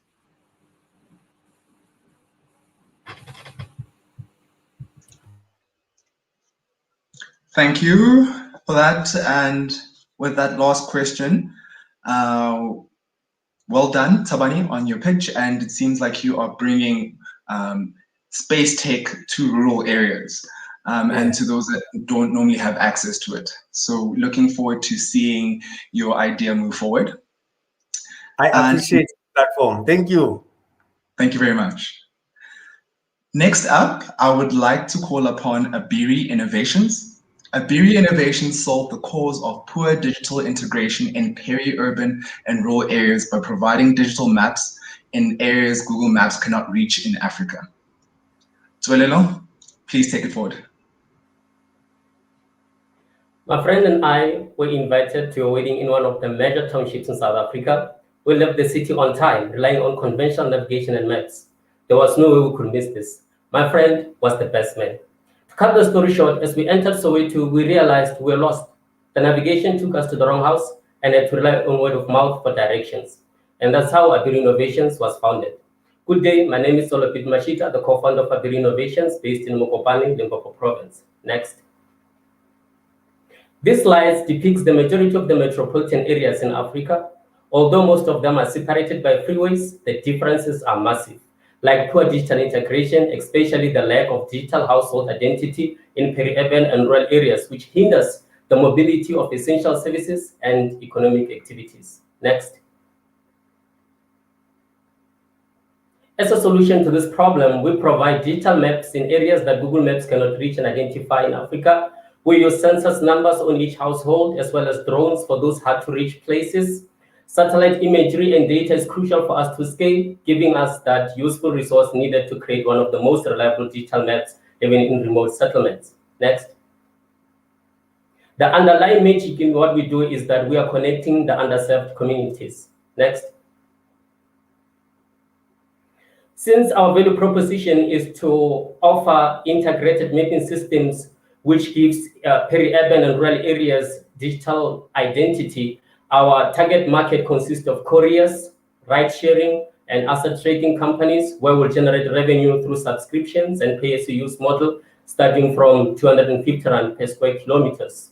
Our next phase will be a bigger or a moderate pilot project using satellite imagery and data on a smaller township such as Alexandra, which is about 6.91 square kilometers, before moving into our land target area size of 518 square kilometers, which consists of 8 major townships in Gauteng. Next. We will employ a multi-channel marketing plan consisting of direct outreach, social media platforms, and other digital marketing strategies. promotions on Apple Store and Google Play, among others, in order to reach our serviceable addressable market valued at over 500 million rands. Next. Most of our competitors are international companies with global footprints, but what sets us apart is that we are creating value for the underserved communities, giving them digital identity, something which none of our competitors are doing at the moment. Next. We are a highly driven team of 6 with combined experience of 23 years, ranging from software to business development. For example, my co-founder, Innocent Mazando, has over 10 years of experience in software development. Our IT engineer, Joseph, has over 4 years of experience, and Cynthia Mesen, who's our marketing specialist, has worked on several digital marketing strategies and has over 6 years of experience. I have 4 years of experience in business development, and I've got a degree in Bachelor of Sciences and other small online courses from IBM, such as artificial intelligence, blockchain, and enterprise design thinking. Next. Since satellite imagery and data is projected to cost us 350 Rand per square kilometers, our target land area size of 518 square kilometers will cost us 182,000 Rand, where we will charge a subscription fee starting from 250 Rand, where 4 clients, each spending 50,000 per year, will enable us to break even and generate a profit of 18,000 Rand. Next. We are targeting at least 50 clients, where each will pay 50,000 per year, so that we can generate 2.5 million in our first year of operation from the target land area size that we mentioned before, which is 518 square kilometers. Next. Some of our achievements include a completed pilot project, which was done in a community outside Mokopane. We are also the winners of the SAIS poster pitch competition, which was organized in Helsinki, Finland, 2019. Next. Abiri Innovations connect the disconnected. Thank you very much.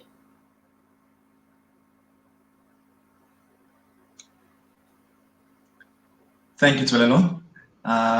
Now it's time for the Q&A. Judges, do we have pertinent questions for Twelelo?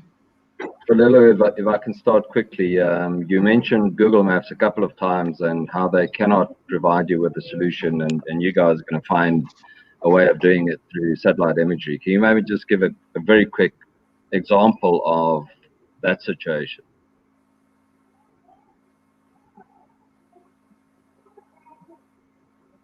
So what we found, and this was part of our mini pilot project that we did outside the community in Mokopane. What we found very useful in most communities, which I think most of these major companies are not taking advantage of, is the census numbers that. Yes.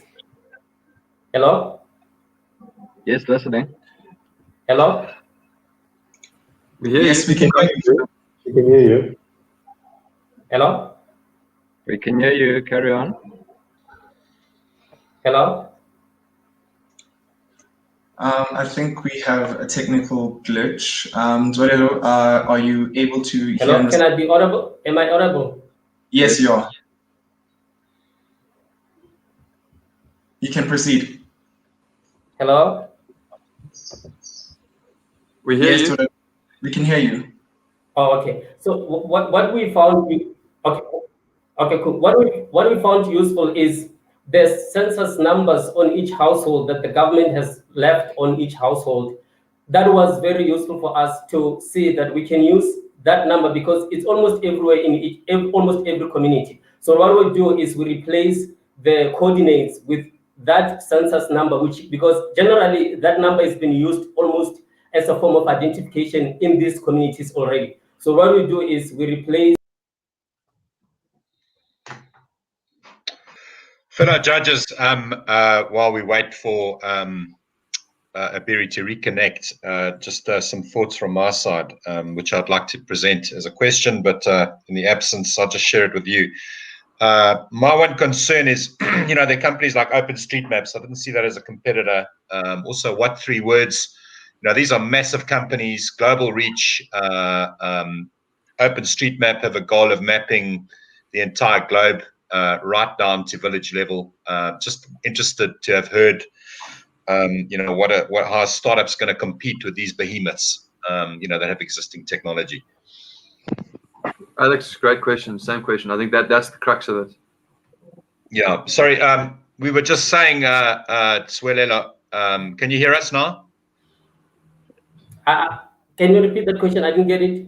Sure. I'm just concerned that I didn't see someone like OpenStreetMaps. You know, their vision is to map the entire globe down to village level at scale. Also, what 3 words? These are big companies, established companies that are trying to do similar things to what you're doing. I'm just wondering how a Yes, startup is planning to compete with these companies. Thank you.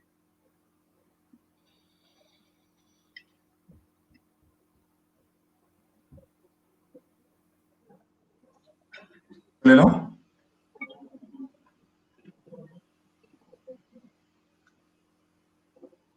I think going forward, since we're struggling with his connection there, judges, can we compile a list of questions that we would like to shoot off to Tolelo, and we'll send him an email, and he will then respond back to us via email. Is that fine for everyone?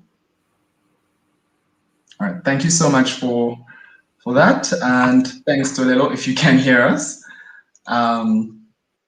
Next up, I would like to invite Sturtium. Sturtium is a built environment and technology-focused startup that was founded late in 2019. Rashawn?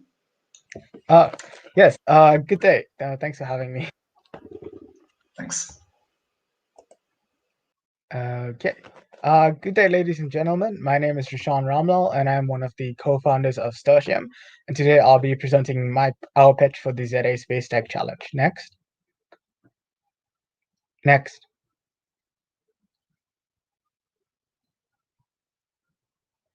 Yes. You skipped one, sorry. Thanks. So Sturtium is a South African startup aimed at using science and engineering to provide solutions to local and global challenges that integrate technology, environmental needs, and social needs. We have 2 partners which have relevant qualifications, expertise, and experience to this aim, as well as an assistant member to handle marketing. Next. Challenges exist around facilitating employment creation, economic growth, and social development while managing environmental impacts. And this comes with an opportunity to harness satellite data, machine learning, as well as other data techniques to facilitate a transition towards a greener economy. Next. Our technology, people, and nature integrated solution involves collecting and analyzing data to more easily identify where sustainability challenges are prevalent and to determine what solutions are best fitted or make new solutions. Next.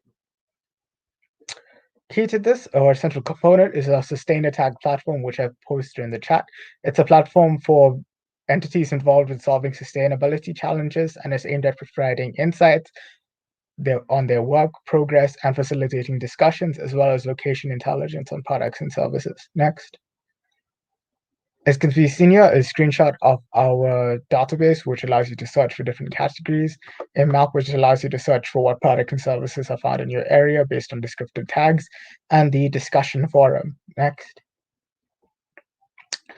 Earth observation data is utilized with machine learning to identify objects, land use types, waste patches, and monitoring those issues over time.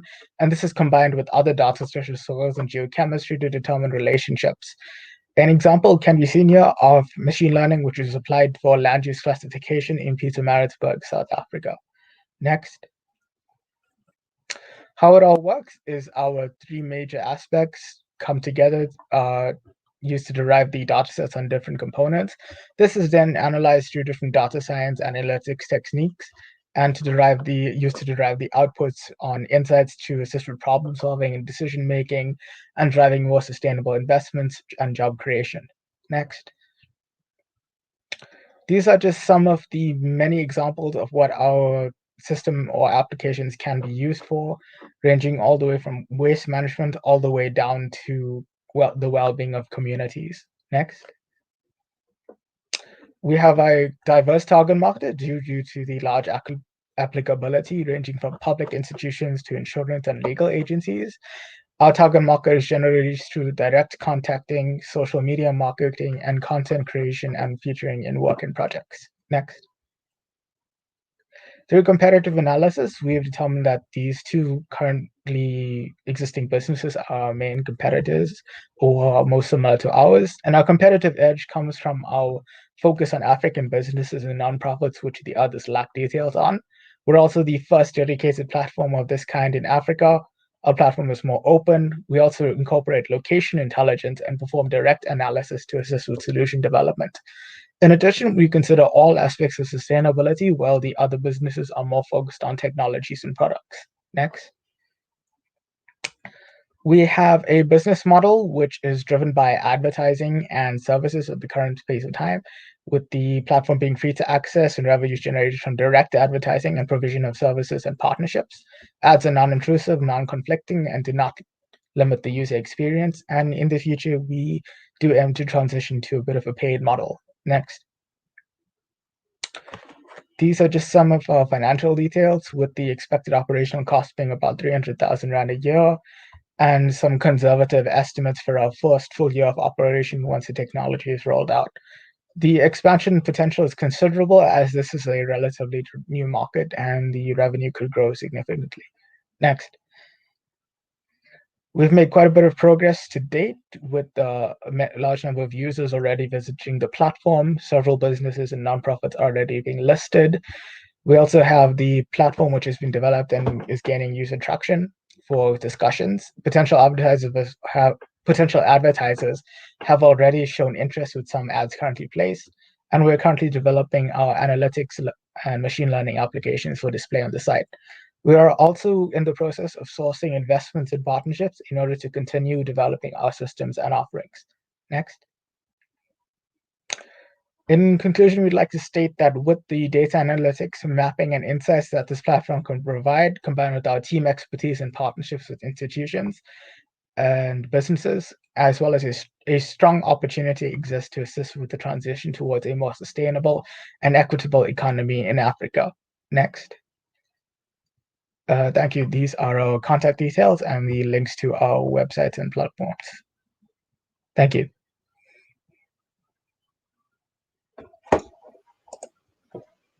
Thank you very much. Now for the Q&A. I would like to call upon our judges.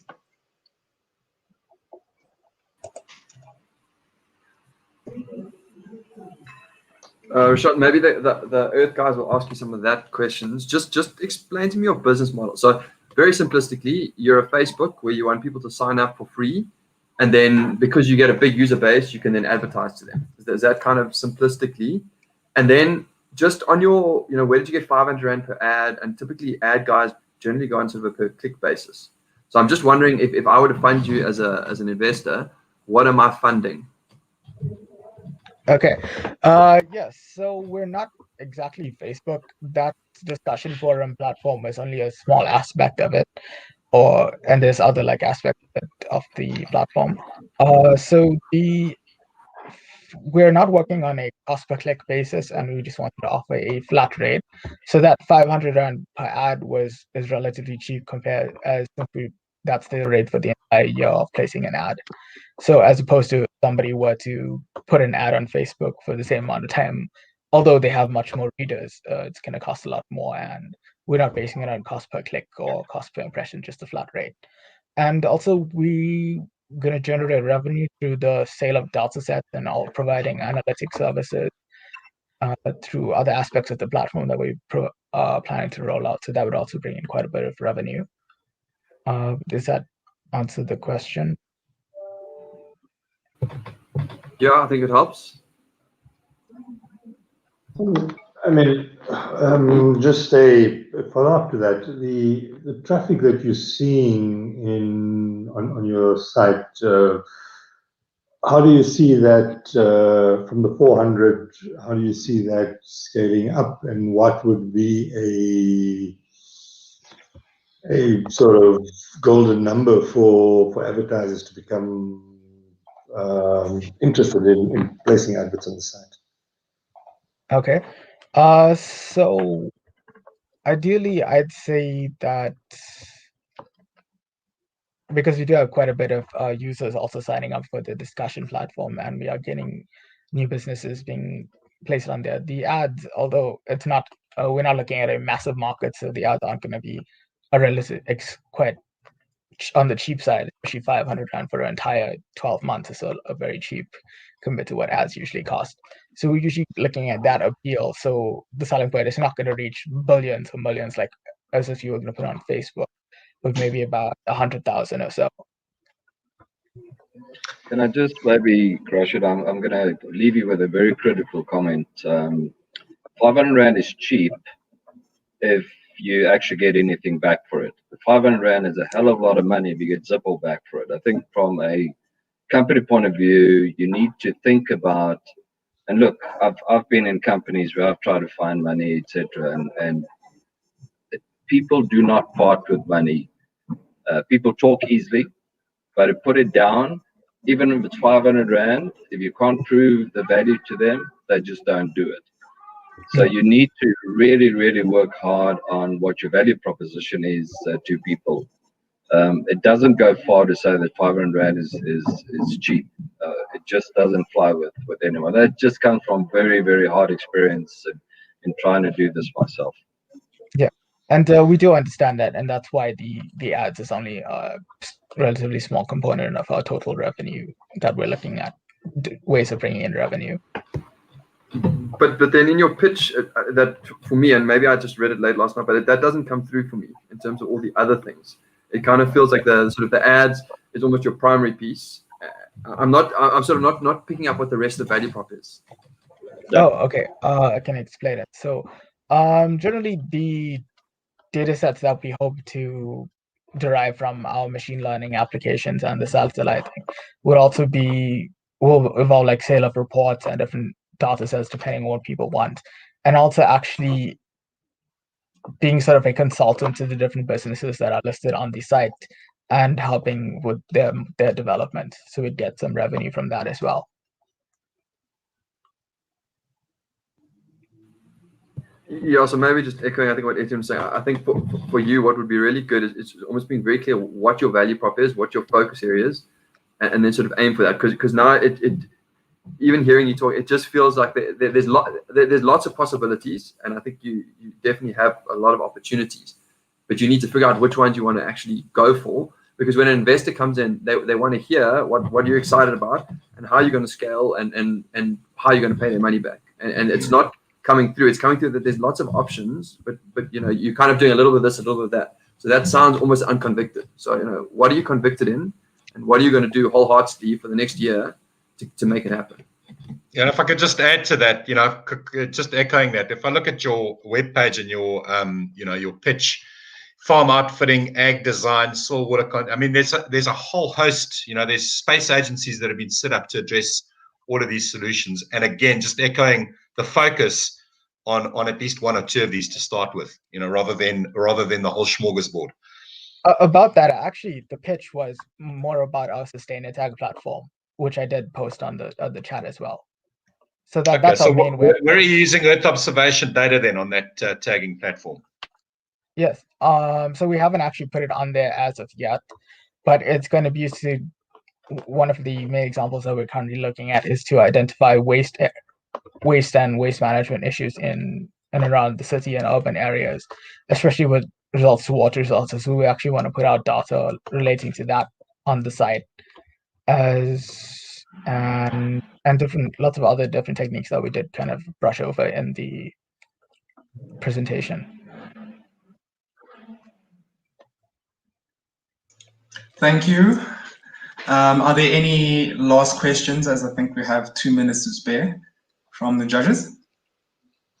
What is it that the platform is bringing to some of the existing solutions that Alex has talked about that would make the existing users come towards your platform? What advantages is it bringing? I know you had the slide with the previous or the two companies that you talked about, but I think those companies were not in the same sort of providing some sort of services that Alex was talking about. So yeah, so we're not trying to utilize Earth observation for agriculture or all of the things that were listed on our company website. This pitch was for the SustainAttack applications and using to actually assist with the rollout of sustainable development initiatives and actually helping the businesses out there with scaling their market and generating revenue from themselves, and actually identifying where the problem areas are. For example, where's all this waste management problems most concentrated in South Africa or a specific city, or how often does leakages occur during this pipeline, for example, and actually matchmaking those two solutions, or actually utilizing the intelligence on based on location data, chat to what people talk about in the communities to actually identify what the best solutions are. So the platform itself has different offerings more than just the Earth observation data. So it provides you information on the different businesses and products, allows you to actually talk to people, to discuss stuff. And we want to harness all that kind of data to actually help solve the different challenges that we've highlighted. So I think some of the confusion might have come from actually going to our main company website instead of Thank the you very much. SustainAttack website. Thanks. Oh, sorry.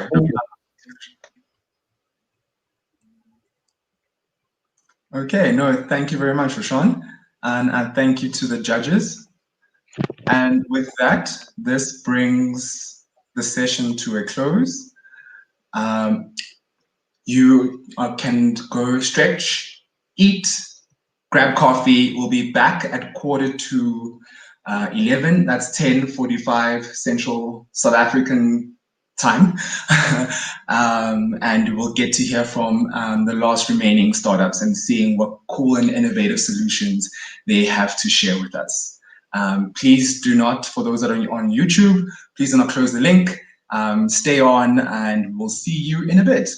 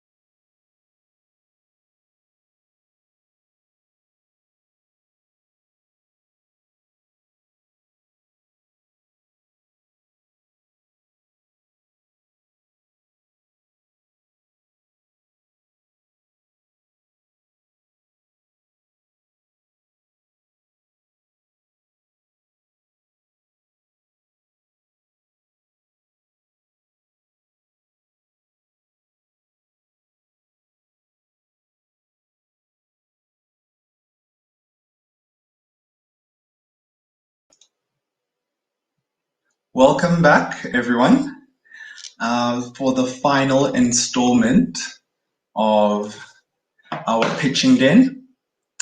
For this session, there will be the remaining startups will be pitching. And so far, we've heard how agriculture, sustainability, and development conservation problems could be solved through spatial data. And now let's see how poverty reduction, urban mapping, insurance, and energy problems can be solved through space tech.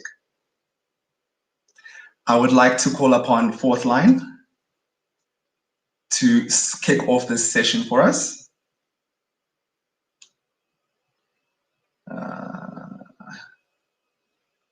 Okay, it looks as though our startup is not here yet.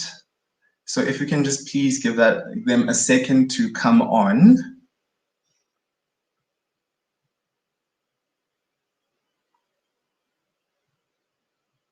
Sorry about that.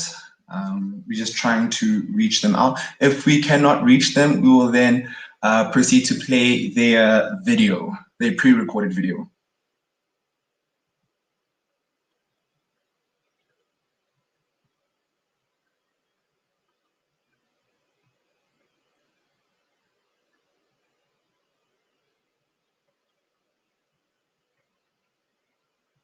So it looks like we might need to just play a pre-recorded video of their pitch for us. So give us a second while we get that going.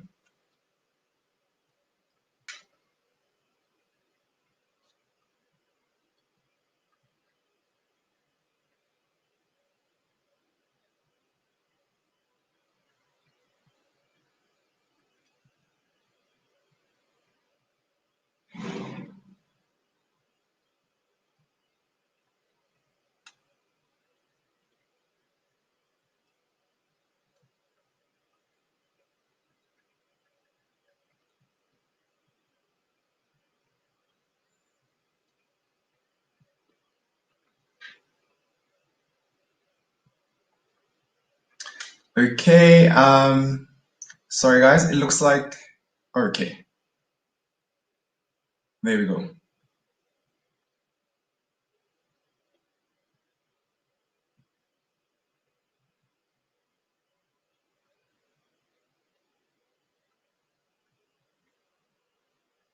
As extremely poor at small scale and rural farming communities. Hi, my name is David Watson Mwavila. I'm the co-founder of Fourth Line, a social enterprise. About 60% of the population in Zambia lives below the absolute poverty line. 42% were classified as extremely poor at small scale and rural farming communities. Hi, my name is David Watson Mwavila. I'm the co-founder of Fourth Line, a social enterprise that is leveraging on the use of big data, artificial intelligence, and satellite imagery to bring farm-specific crop and livestock diagnosis tools to small-scale farmers.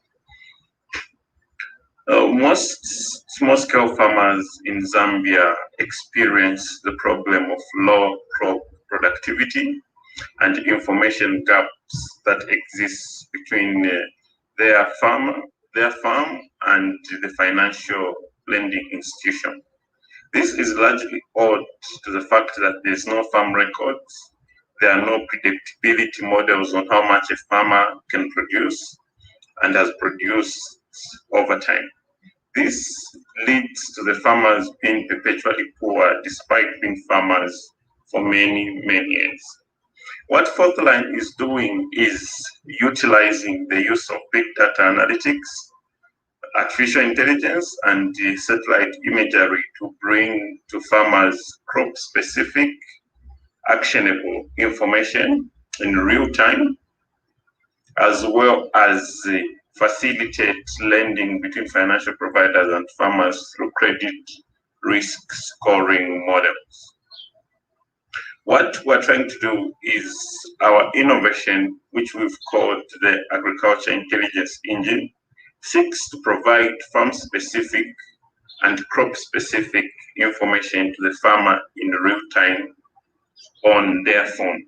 Now, owing to the fact that most farmers do not have smartphones, we've integrated the use of a USSD platform, which we're calling Pollen, which we've managed to roll out with the technical partnership of the service providers in Zambia, such as Airtel, MTN, and Zamtel. We are targeting a total addressable market in the region of about $1.5 million.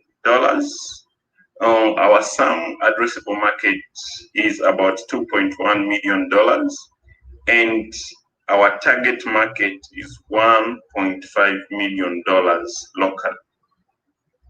Our competitive advantages largely lie on the user-friendliness of our USSD platform. It's time-saving, reduces the farmer's cost of managing the farm, and improves efficiency. We are targeting to onboard 2,500 farmers who will be empowered with market access and ready to use farm actionable information. This will allow them to be able to generate and earn high income sources, which will positively contribute towards lifting them out of poverty. We seek an investment of around $200,000, which will largely be focused on capacity building for the farmers, infrastructure development for our data analytics and artificial intelligence model, and will go towards the digitization of the entire agriculture ecosystem, from the crops that the farmers produce to the livestock and the management models associated therein. Thus, an investment in us does not only positively contribute towards reducing poverty, but it is also positively contributing towards improving the food and nutrition that people consume, and also positively contributing towards eradicating hunger. Thank you.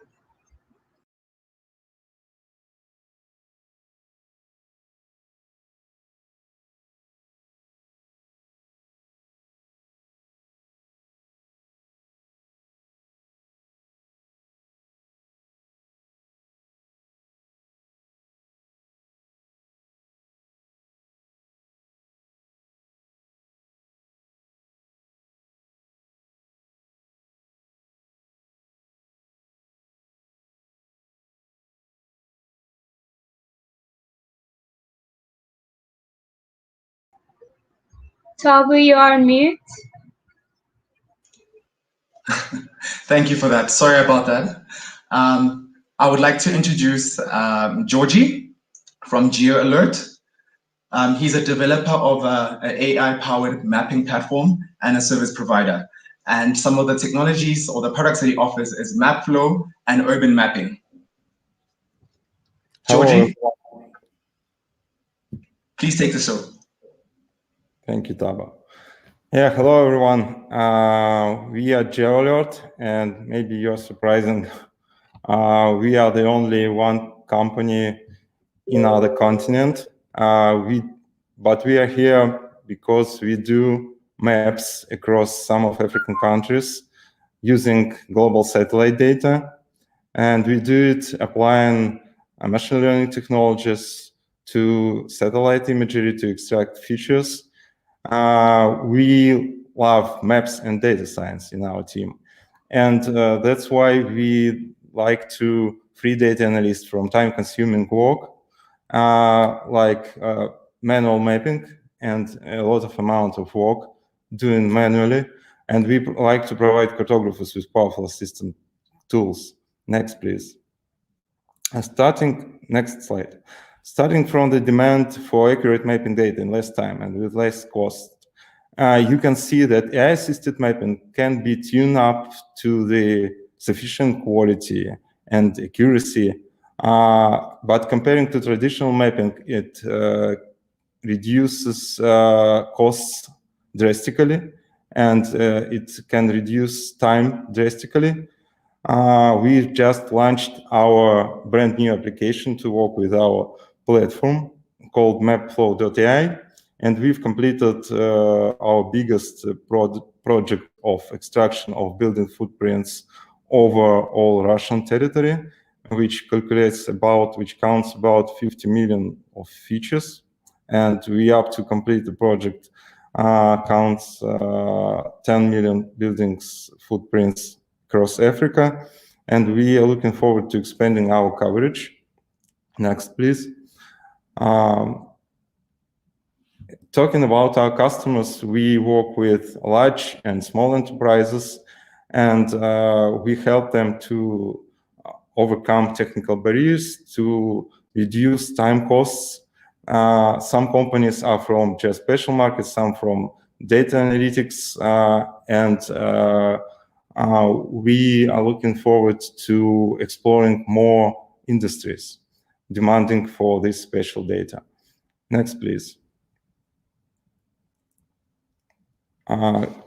Here are some samples of our product generated in the platform. We have special tool called construction monitoring, which allows to detect construction sites at a large scale. Next, please. Getting closer to Africa, we already got insights that the agriculture tech market is growing rapidly, and we are looking forward to helping companies who do IT at agriculture to do it more effectively. We are applying our model for extraction of boundaries of fields, and we run some experiments of extraction of roads. And the most robust model we have implemented into our platform is extraction of building footprints with height estimates, which is important to know where people live to generate population density maps and to calculate number of households, identify households for such industries like retail, construction development, insurance, and more. Next, please. We have a very clear pricing model based on the area size and provides significant discounts depending on the total area requested by the customer within a subscription period. Next, please. We have our plan growing domestically and on international markets, and the key drivers help us to growing is more and more data coming from Earth observation systems and new markets for data consumption we are exploring now. Next, please. You see our traction last year in terms of revenue in thousands, and you see urban mapping launched for Africa. You see the launch of mapflow.ai, and we hope it helps us growing rapidly. Next, please. I already mentioned that we love maps and data science. I'm CEO of company. I have extensive experience in GIS and remote sensing technologies and 5 more years in entrepreneurship. We have strong technical guys on our team, like Pavel, who is Kaggle master, and we know of some international competitions in data science. Next, please. Now we start thinking about raising some investments for international business development.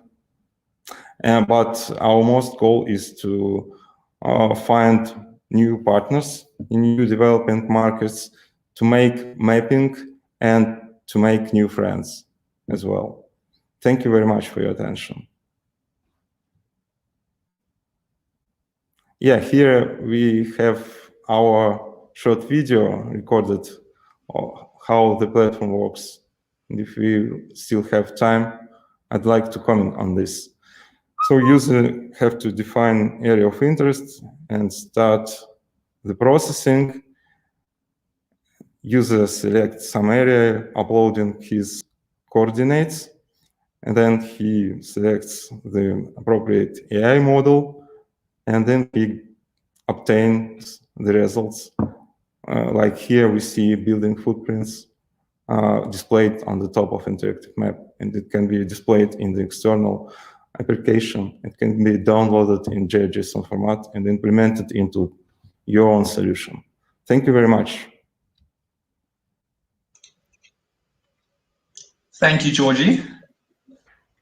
I would like to call on the judges for a Q&A.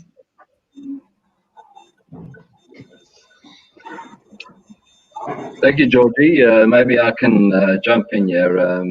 Obviously, I think it's fascinating presentation, but I need a bit of clarity in my mind around a Russian company presenting at an African startup.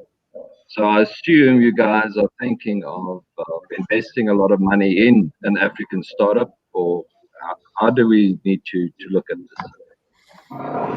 Well, we consider it as an opportunity to find more partners. Maybe some of startups you are going to invest in, maybe not us, but we are trying to build sustainable value chain from data providers to end clients.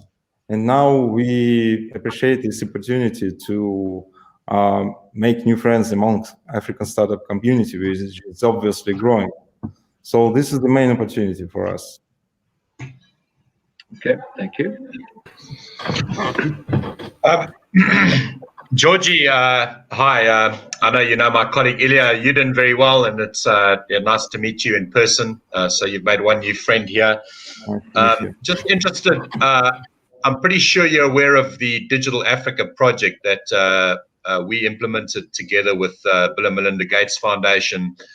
I'm not sure if you've seen Grid 3 have taken that data. Those are building footprints for the entire Africa, aggregated them into 100-meter grids, and provide that data free to African governments. In my experience, that's a big take-up on this free data and quite a big gap to selling actual footprints on a parcel basis. Just wondering if you've done any analysis on the impact of these sort of free aggregated data sets. I have heard about the project doing by Ecopia, which aims to map building footprints for sub-Saharan Africa, and I think that it's worth to think about implementing more solutions, not only for building footprints but for other types of object, and we just started from Western Africa.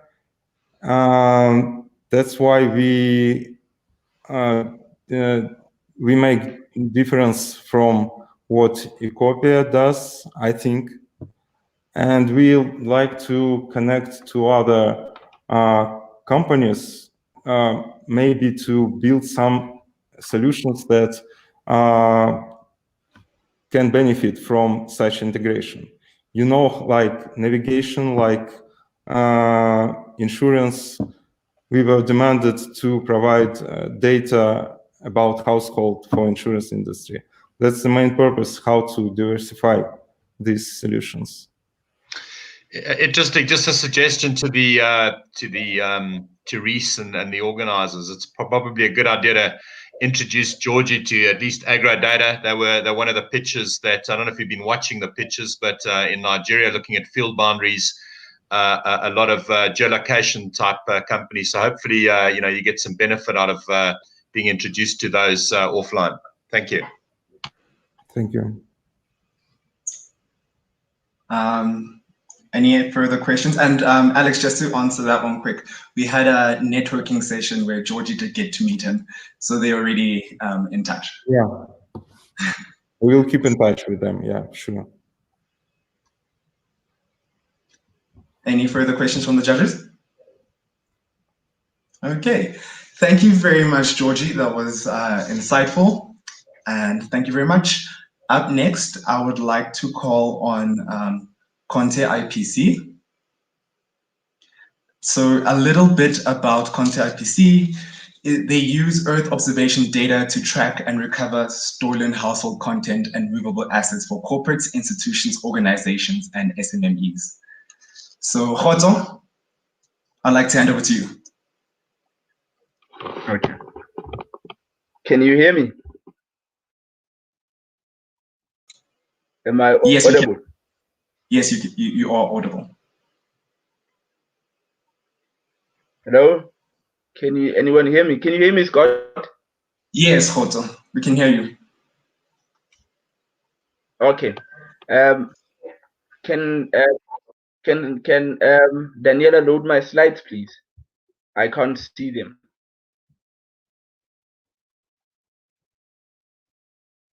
Okay. Hello everybody. My name is Khotso Malwe from Contour IPC. We are a security company specializing in asset tracking and asset recovery. We track cell phones, TVs, fridges, microwaves, computers, laptops, printers, and anything electric and electronic. We track and recover them when stolen. Next. Criminals are brazenly entering our homes and places of business. This SAPS crime stat says that we had about 830 incidences of household burglary and robbery, and just over 150,000 business robberies. There's also no immediate notification in the event of a security breach. Next. The cost of security solutions are quite high for the average South African, and industry leaders have made little to no effort in innovating new techniques to increase security, to increase access to security-based solutions and increase its impact on society. And there's also no tracking and recovery solution provider for household-based assets. Next. We offer immediate and adequate notification, low-cost access to security solutions, and we track and recover household-based assets. Next. Our solution is quite simple. It's a tracking hardware, a software tracker, and a monitoring platform. Next. Next. Our hardware tracking asset consists of a GPS, GSM, and a GPRS. We install this into household assets, and we're able to track its location and recover them when stolen. Next. Next. We also have a software tracking enabler, which is both invisible and can be hidden. This can also be accessed at Google Play and Apple iStore. Next. Next. Our monitoring platform has a back end, front end, and a mobile application. Next. Next. So our key functionalities are power on and off. With this one, as soon as the asset is removed from the power source, it's able to notify both the asset owner and me as a security company, and we can go through a confirmation process. We also have geofencing, real-time tracking, and find device. Next. We offer app download at 99 Rand once off and 20 Rand per month on a 2-year contract. For individual homeowners, it's 390 installation and 20 Rand per month on a 2-year contract.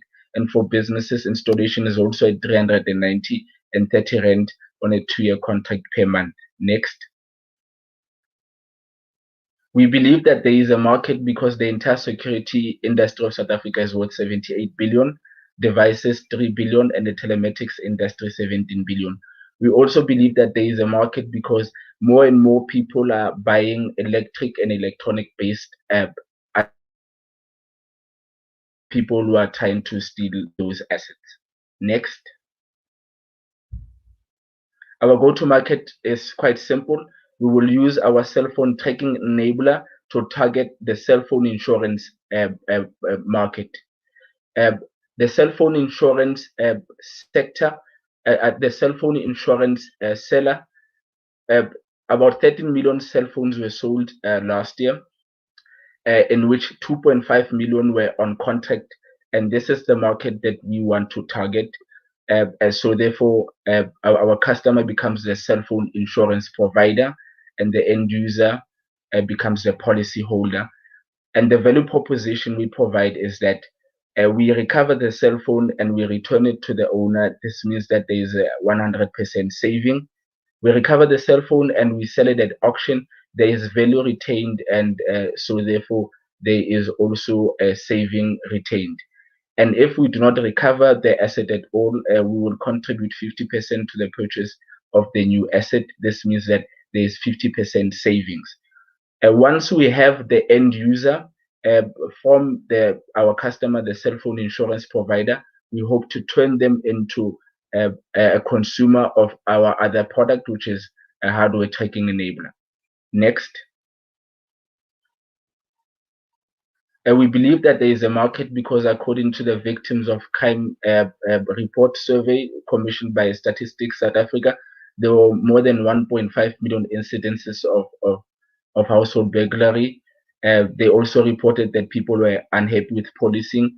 The cost of security solutions is quite high, and there is no tracking and recovery solutions. Next. Next. Based on we've completed direct fundamental research, direct applied research. We are in the development phase. We have a minimum viable prototype, working on building our fully functional prototype. Next. We are currently building our fully functional prototype at a cost of 460,000 rand. After that, we'll go into pilot phase. Next. We are a team of 3. Next. We also have a board of 5, which are all co-founders, and we also have advisors from different sectors of the economy. Next. We also have a commercial pilot partner, and we'll be generating 144,000 out of that. Next. We've won numerous business competition, including Sometime Safety Idea. Next. We were also the inaugural winners of the CellC Innovation Challenge, and we secured 1.2 million in interest-free debt, and we were part of the enterprise supplier development. Next. Thank you very much. We were also named in the top 10 finalists for the Swiss SA Venture Leaders Program. Thank you. Thank you, Khotso, and well done. I would like to call on the judges. Thank you very much. Question from my side, I think, is how does the Earth observation data use intersect with the solution that you are providing? Excuse me, could you repeat your question? How do you use Earth observation data within the solution that you are providing? Okay, basically our hardware uses a GPS in it to locate the asset, and in the event where the asset has been stolen or there's confirmation of breach of security, we use both the satellite and the GPS within our tracking hardware to track the location of the asset and recover it when stolen. So it's a GPS together with satellite services. There's no use of imagery in the solution. Okay, thank you very much for that.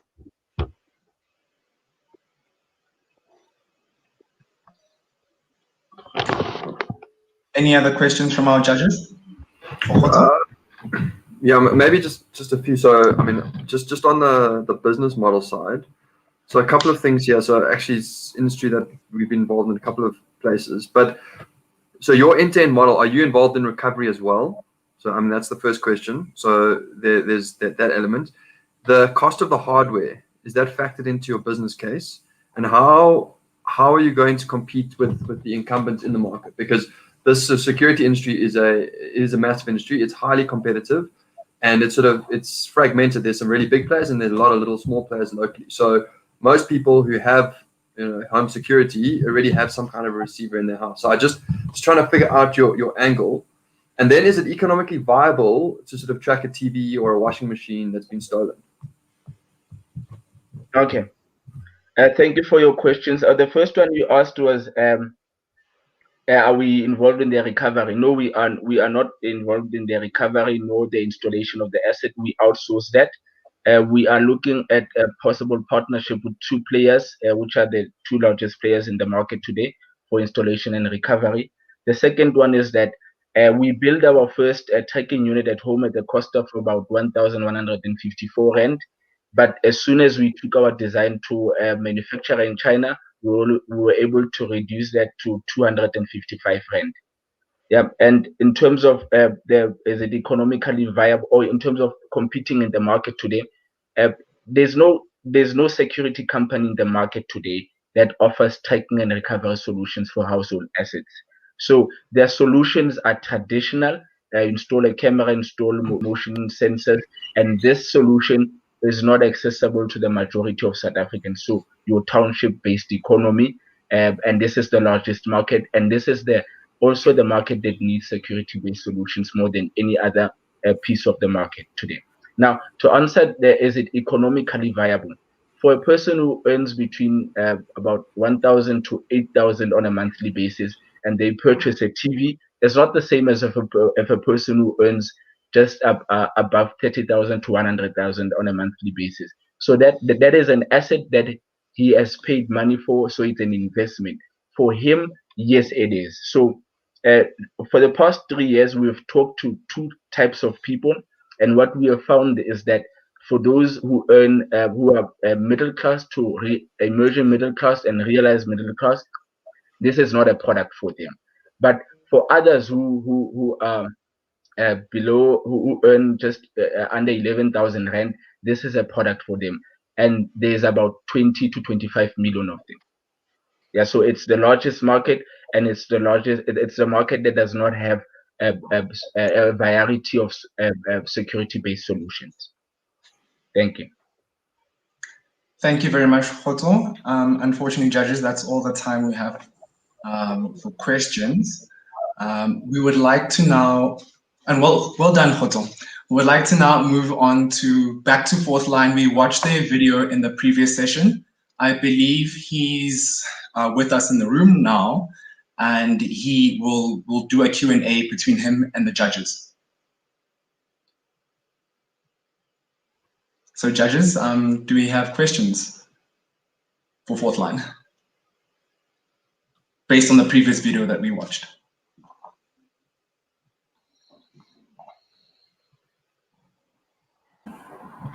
Trying to look at the presentation again just to refresh the memory.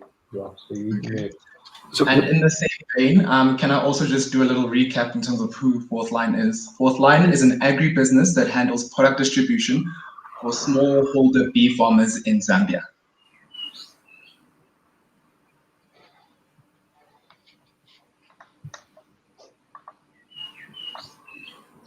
Perhaps I can just kick off. I'd like to know currently what Earth observation data and what weather data the solution currently consumes, and what the system optimally needs to consume. Thank you.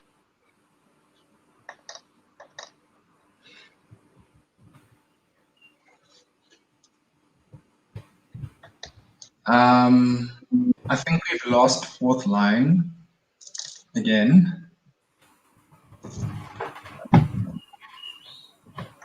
I think we're struggling with internet connectivity issues with them. I think we should move on since, they're struggling with internet connectivity issues, and hopefully they can come back at a later stage. I would now like to go to ABCD Electricity. I would like to bring them to stage. ABCD Electricity wants to enable customers to easily understand their existing or planned solar PV systems in the areas where they've lived, work, and using satellite data. So I would like to hand over to Tinashe. Yes. Tinashe, yes. It's all yours. Oh, okay. Thank you. So, good morning. My name is Tinashe Jambo, and I'm here pitching for ABCD Electricity. Next slide. There is a huge potential in Africa to utilize more energy from renewable sources. Our vision is to enable customers to easily understand their existing or planned PV installations or wind power systems in the areas where they live and work. Next slide. New solar PV installation or wind energy customers require technical services to be able to size their installations, know how much forecast the energy that they are going to be able to harvest, while the existing customers need technical assessment to measure the efficiency of their installed systems. We at ABC Electricity, we aim to make the understanding of a customer's installation simple as ABCD while being accurate and insightful. Next slide.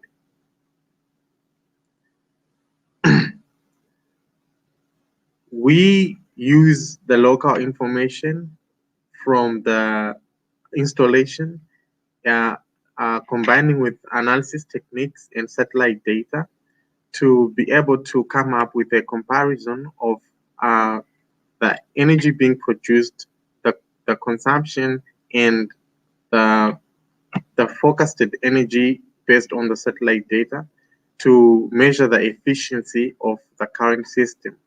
Or where there is no installed system, we use the satellite data and the irradiation data. We use that to forecast the energy that will be produced in the location and forecast or estimate the savings as well.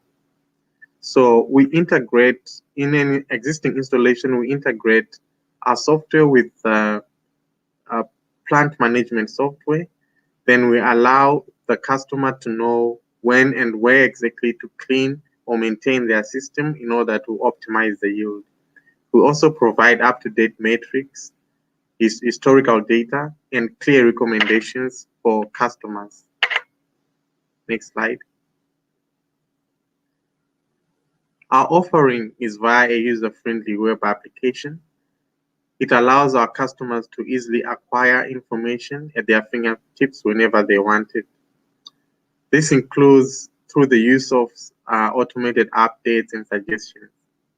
Our initial market would be B2C customers. We are targeting an approximate of 500 customers at a monthly subscription of about 45 Rand. We can also serve B2B customers and larger installations like in a B2G, business to government customer model where we monitor solar farms.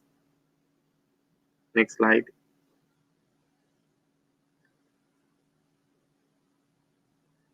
We aim to improve our, in our go-to-market plan, we aim to improve our prototype. We have a prototype that is monitoring a live site that is currently producing solar, and that is available at monitor.abcdelectricity.com.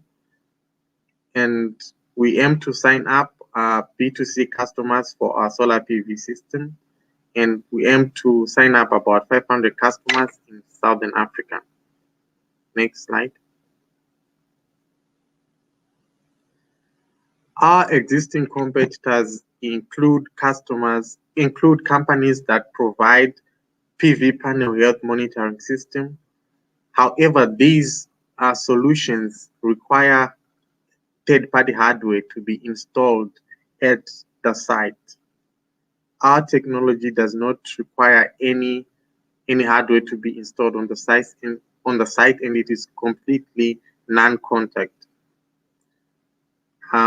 Most of these companies, they are not from Africa, and compared to these customers, we aim to have a more accurate use of data and representation of this data in a user-friendly.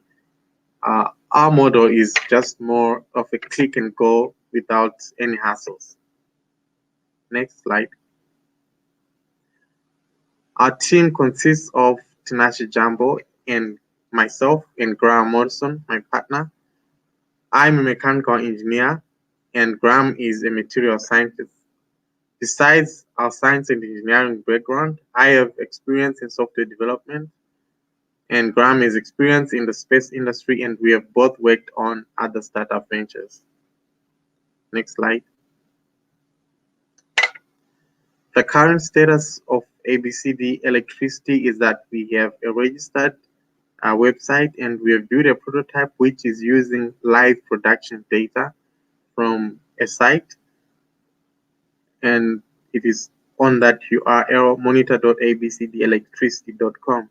So what we'll see on the live site monitoring is an actual production from at a given time, in actual production, then a forecasted production based on the satellite data, and the savings from the generated power, and a comparison really of the actual production and the forecasted production from the satellite data. Next slide. Our next step in our roadmap is to improve the web application and test it with initial customers. We intend to roll out our solar PV offering with an aim of signing up about 500 customers. We would also like to provide our service to businesses and possibly sign up a bigger customer like a government for wind installations and solar farm monitoring. And we could possibly look in the future to provide hardware offerings where instead of collecting data from other inverters, we have our own inverters that are then installed whenever PV installations are done, which would really just make it easier as you won't require an API.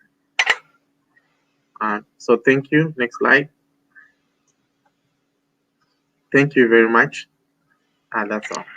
Thank you, Tinashe. I would like to call upon the judges. Thank you very much. I just want to sort of understand what the use of and how you're using Earth observation data for this. Are you looking at using Earth observation data to look at solar potential in a particular area and wind potential? Yeah, so that maybe is the first question. Yes, so we are using solar observation data to look at solar potential and wind potential, and based on that data we get a forecast of the solar irradiation data when we're discussing PV installations, which is a prototype we have now. We get solar irradiation data that would be available at a particular point at a given time. So then using that data, we can forecast the energy production, and then we compare that with actual energy production from the site for a site that is an installation. So doing that and collecting that data over time will allow us to know and schedule things like preventive maintenance to enable an installation to always collect optimal data, because solar panels get dirty, they get damaged. So without some sort of a dashboard, you will not be able to know. Mm-hmm. Where are you getting the solar potential data and the wind potential data from? Are you generating it within the company using satellite data, or are you using existing services that are available there to get that, and which sort of satellite data or which services are you using for that? So currently we were using for the prototype, we worked with an existing API that gives you like they give you related data to a geographical point at a cost, right? But so we use that for the prototype, but we aim to improve our model in the future to just be able to get the data and process it ourselves. Mm-hmm. So at the moment, I think Meteosat provides a free service. I don't know what paid service you're using, but for sure, Meteosat second generation is providing that data. Just a question on my side. So when you install and maybe I missed it, but when you install a solar panel, I mean, you're assisting on, what should I install? When should I install it? Surely there's software on the device I install, right? I mean, it's either lighting my house up or it's not, right? And various metrics on measuring that. Are you finding any potential competition from, the sort of in situ monitoring rather than the satellite monitoring of efficacy? And then also, have you considered also aspect? A lot of houses don't face north. If you drive past Alexandra on the highway, you can see houses facing south and suboptimal placement of these solar panels. The exact location. Have you considered that as well? Yes, exactly. So when we fetch the data related to a point, we include all things like the orientation and the tilt in the panel. As to the other question about competition from the software that comes with the installation itself, I think what we are doing is we are actually complementing that because we need that data, so we integrate with, like, for example, now the site we are monitoring has got a solar edge inverter, and solar edge does give us an API to access the data related to the production on that particular site and the consumption. So using that data and then comparing it with the satellite data, we're able to then provide the solution. Mm-hmm. What is the market potential for this product, particularly in the consumer sector? Is there likely huge uptake of this product? I can see the business to business type of uptake, particularly solar installations or wind installations, but on the consumer side, I'm just wondering what this will market up to, what the uptake of a product like this would be.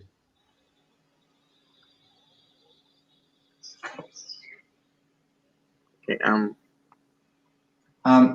Can that be the last question? Unfortunately, because of time constraints. So, Tinashe, if you would like to. I don't know if you heard the question or. Yes, I have heard the question. I believe we could see some reasonable uptake based also on the pricing for the B2C model, which I presented at 45 Rand. It really, we believe it would be within reach of many current solar PV owners. Mm-hmm. As affordability in this case would also be a very key. Okay. Thank you very much. Well done on your pitch, and it's quite interesting to see how you have you're managing to bridge the gap between the use of space-tech data and the PVC systems. So well done on that. Well done. Thank you. Sure. Thanks.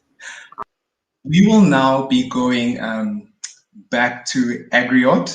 Unfortunately, earlier on, they were having internet connectivity issues, but we've managed to get them back on the line.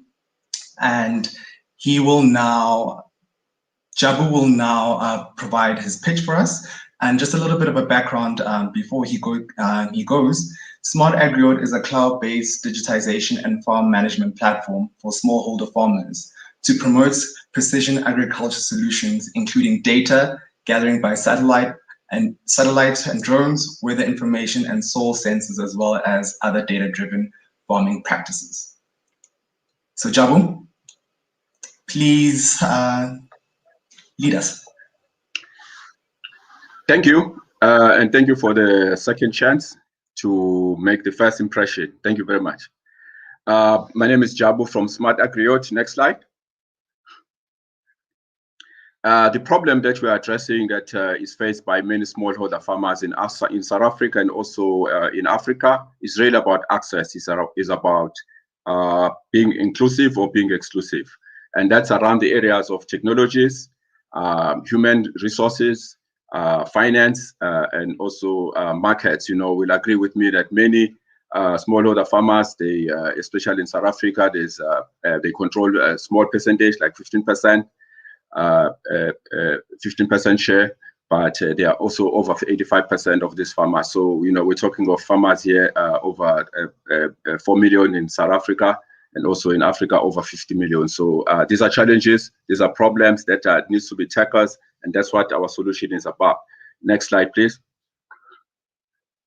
And it will be nice, you know, in the eyes of the farmer that can have access to any information on the farm, be able to predict what's going to happen on the farm, know if there's going to be any challenges that they need to deal with in the future. And it's every farm's dream also to be able to share the successes of the farm, what the farm can do, and to be able not to worry about heavy capital cost, not to worry about having resource or consulting. Farmers' dream to have in the future to become a smallholder, commercial farmer. So these are some of the propositions that we believe our solution presents, where it deals with these challenges. Value. Next slide, please. So our solution really is about starting with the digitization. And then once we've digitized the farm, obviously we have to manage the farm. We believe that without digitizing, it's very difficult to manage. So the digitization and the management really assist the farmers to achieve most of these that I've listed here, which are not really limited to these ones here. Speed to market, reduction of cost and waste, and this is some of the things that we do. Next slide, please. And if you look at this, just some images here that talks about the soil, and that talks about the farmers that are in livestock and crop farming, and also some of the farmers that are in aquaculture. Next slide, please. And our business model is really combining the technologies, which is really the space-based technologies, satellites, and other AI technologies. Combine the technologies, combine the skills and resources, make it easy for the farmers to utilize these technologies and the resources at an affordable price on a subscription basis, making it affordable for them to be able to have access. And then we eliminate all these problems that I've highlighted in the previous slide completely using this engagement model. Next slide, please. And our vision, obviously, everything monitored centrally, where we can see every farmer, whether it's by province or by country or by municipality, from one dashboard, and be able to communicate with the farmers about their farm, where they are, where they want to be, and what is going on in the farm at any given point. Next slide, please. And we believe that we satisfy the requirements of Space-Tech, this competition.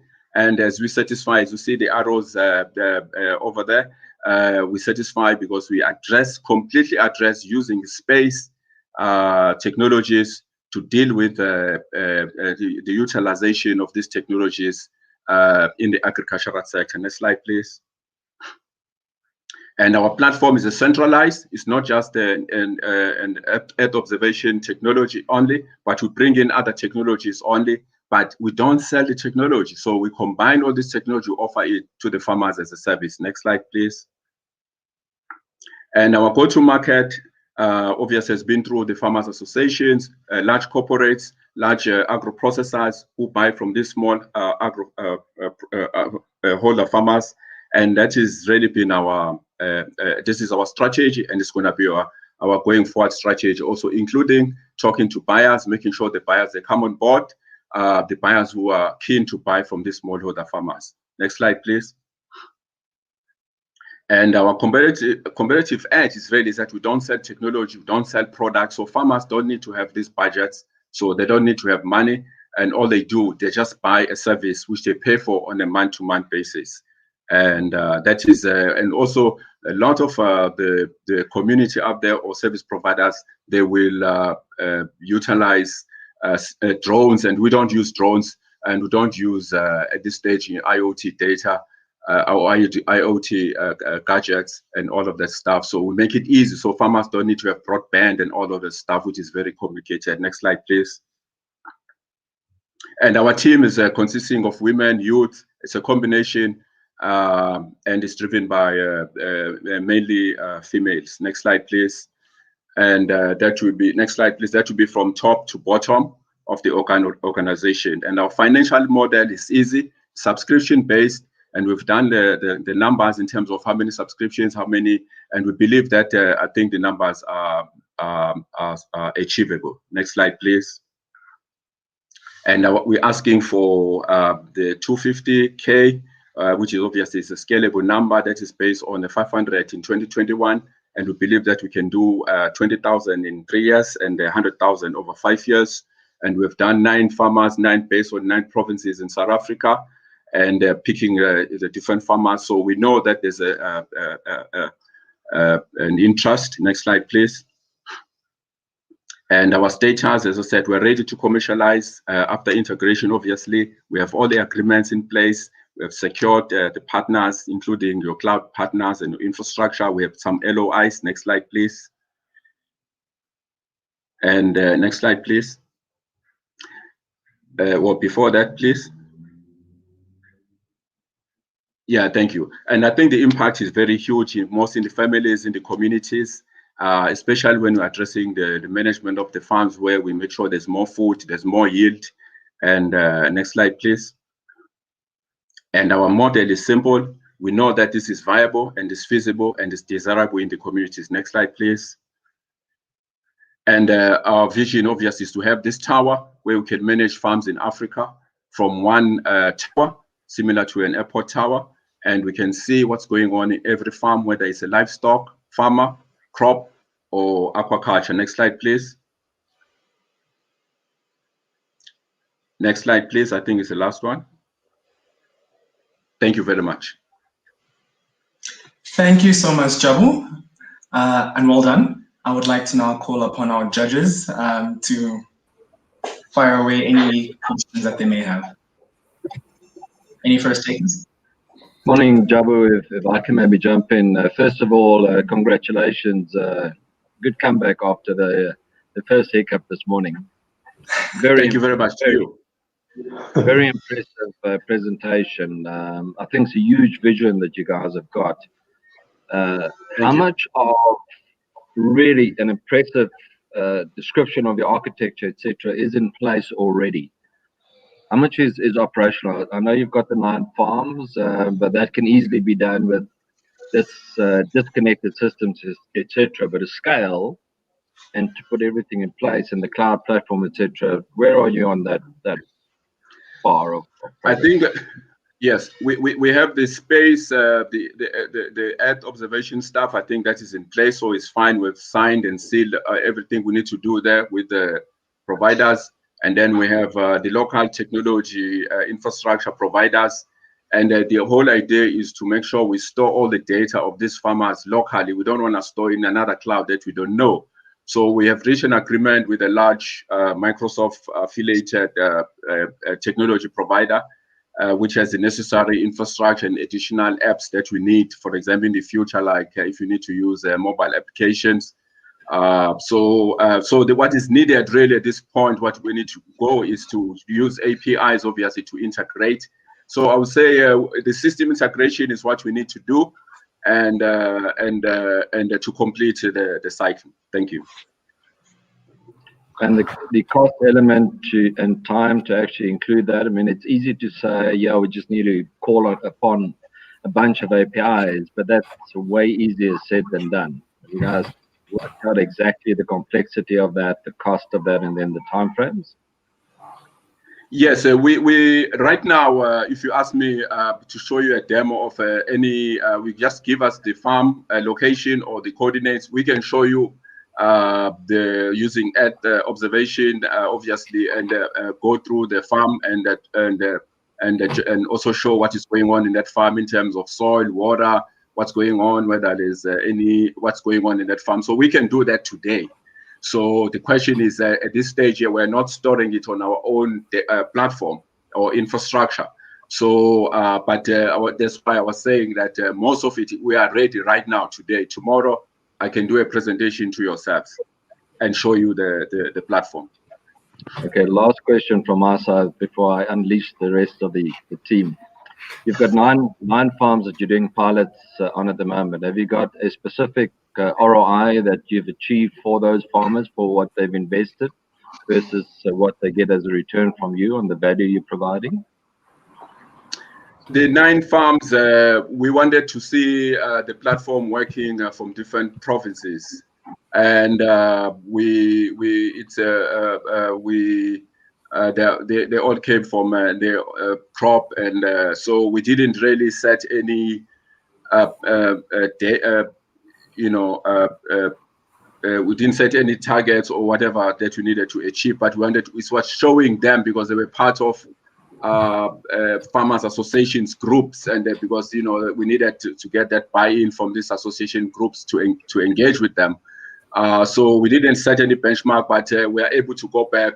Next week we are doing other farmers in Northern Natal, for example, and so we begin now to set our targets. This is what they wanted, this is what we achieved, this is what the platform can do. So, but we have established the KPIs that we're going to use for if they are satisfying the farmers' needs and requirements. I think we've used the top-down on purpose for that reason, that we got the buy-in from the chairpersons of these farmers' associations in understanding the needs of these farmers here. Thank you. Thank you. Maybe a couple of questions from my side. The solution, I mean, firstly, absolutely great presentation and pitch. It addressed all the key points that we're looking for. Maybe just a couple of questions around it. The types of services you're providing are also being provided by a number of other companies within South Africa and globally as well. What is it that is that sort of unique, in your view, the unique sort of differentiator between what you're providing and others are? And the second question around that is, I saw in your presentations, somewhere that you signed a few letters of intent, and you've had some letters of intent for taking up the service. How difficult has it been to convince small-scale farmers to use the service and eventually subscribe to the service? Has there been a skepticism around it, or has it, and what would you need to do to bridge that gap and to be able to get the broad uptake? Yes.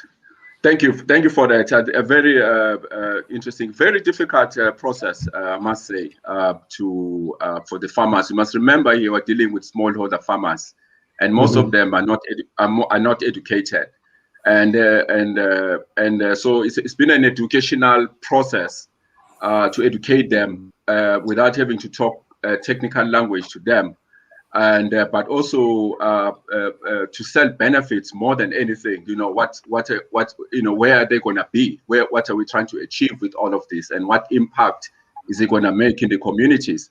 So it's been very difficult, especially when it comes to how much are you charging, and can they afford, can they not afford, in terms of how will they pay for it if today they don't have money. You know, I did mention it's a subscription-based service, but you know, what is it? So we needed to go through all of that, and especially, if I may answer, especially around this money, which is the biggest thing. We even now, that's why we're bringing in now buyers up front, to say buyers, they must commit to buy from these smallholder farmers. So now we have a spec from the buyers. So we go to these several smallholder farmers with the spec. So we say, listen, if this is what you need to achieve in the next few months. But then what you do to overcome some of the challenges of these farmers, if they don't have financing to pay subscription, we know that they're guaranteed if they deliver, that we have our subscription fee. So we eliminate that risk. We mitigate that risk completely. So then on top of that, we then say to them, we are now going to manage your whole process from the beginning right up to post-harvest.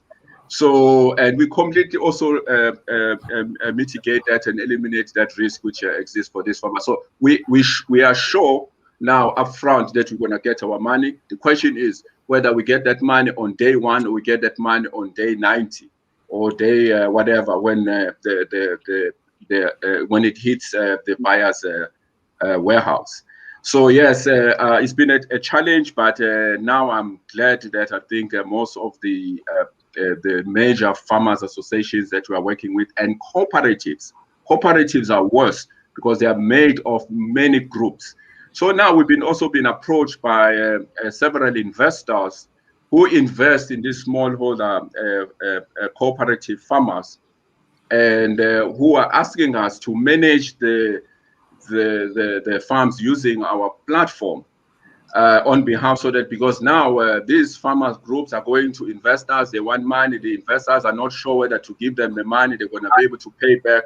So using the technology that we have now, they are sure now, the investors, that we can, the farmers will be managed, the yield will be high, the cost will be reduced, and even some of the carbon emission challenges will also be managed for climate change. Sorry, what was your first question again? Sorry, I didn't answer that one. Yeah, sorry about that. Your unique differentiator. Oh yeah, your unique value proposition. Yes. So what we are doing, our uniqueness, and we believe we are disrupting the value chain here in the ecosystem, because most of the guys, they are selling technology. That's for sure. They want to buy the drone. We'll give you the drone, or we'll rent the drone from us. Or we must have a sensor there, a sensor there, a sensor there. So we try and eliminate all of that and say we're offering a service. In this service here, mind you, we bring in an agronomist, we bring in vets, we bring in other specialists. So who advises each smallholder farmer on what's going on in each farm. That's why I showed you the tower. Our concept is an tower, where we sit in the tower, we have all these people in the tower, or specialists. Farmers don't have to employ these expensive resources. So none of the local guys in South Africa are using their model similar to what we're proposing. It's completely disruptive. It makes the farmer utilize the land from day 1.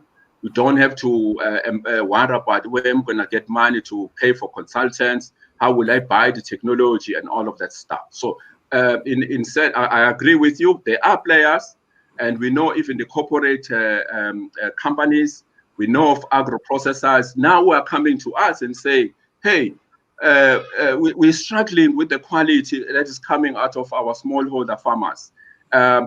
Maybe if you manage the process, the whole farming management, maybe you'll help us improve the quality, and then these guys can deliver more yield to them. So we see all this. We're talking to, for example, ShopRite at the moment to see if they can come into the party, and others.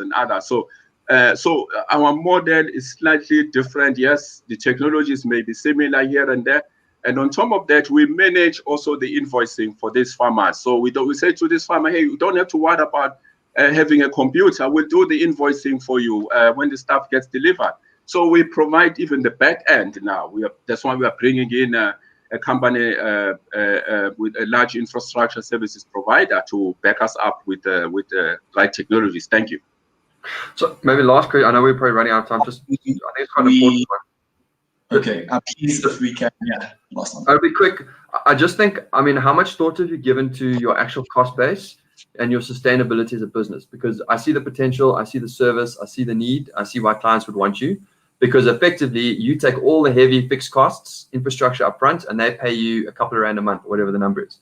So I don't know, and it's not clear from this presentation, but I really think you need to do a proper assessment, sort of around your capital and how much money you actually need to keep this business running. Because something like this, if it scales very quickly, you may or may not have the cost. So yeah, I mean, just give it some serious thought, because looking at the numbers that you've got here, I don't think your 3.5 million goes very far in terms of rands. So maybe just a thought. Yes, you're right. It doesn't go far, but we've calculated that amount based on the initial 500 for 2021. But obviously, yes, you're right. I agree with you. We need to consider that going forward. You know, you're not going to do your 20,000 or your 100,000 with that number there. So we'll thank you for that suggestion and advice. Certainly. Thank you so much, Jabu, and to the judges. With that said, you are the last person to pitch. And thank you so much. You did a good job. And thanks to our panel. And thanks to you for the second chance. Thank you very much. Oh, you rose to the occasion. You definitely rose to the occasion. Thank you. Thank you. So with that said, ladies and gentlemen, I would like to thank our partners who made this event possible. And I would like to thank our panel of judges. In addition to that, some of whom our partners sit on the panel. And I would like to first, the showstoppers of the day, the startups themselves. They did a phenomenal job of being able to articulate their innovative ideas. And it goes to show that Africa is full of thriving entrepreneurs who are able to come up with solutions that are tailored to the context that they're in. And furthermore, it's testament that we can build a growing space tech ecosystem within Africa. So once again, thank you very much. I would like to hand over to Imran to do the vote of thanks for us. Okay, thank you, Tabo.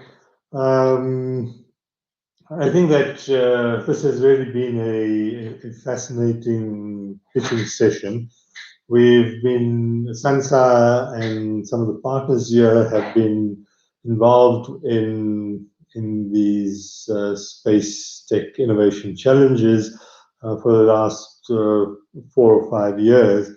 And every year, I think the quality of submissions and the quality of the proposals that we're getting are improving. I think and this bodes well for the challenge itself. But I think the ultimate aim, as you indicated, Tabo, of building and seeding an ecosystem of SMMEs, not only in South Africa but across the continent, to be able to utilize the enormous potential that space technology has for realizing many of the challenges that we have, and also addressing both the issues around quality of life as well as wealth creation for us as a continent.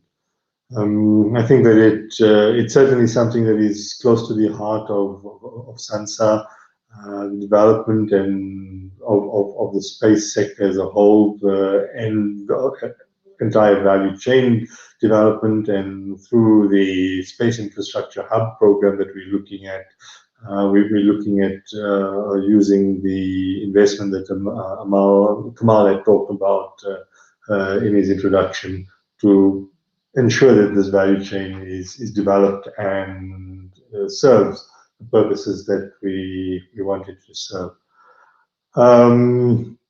So very big thanks firstly to all the participants in this for taking the time, putting together high quality proposals, going through the process itself, availing yourself for this pitching session.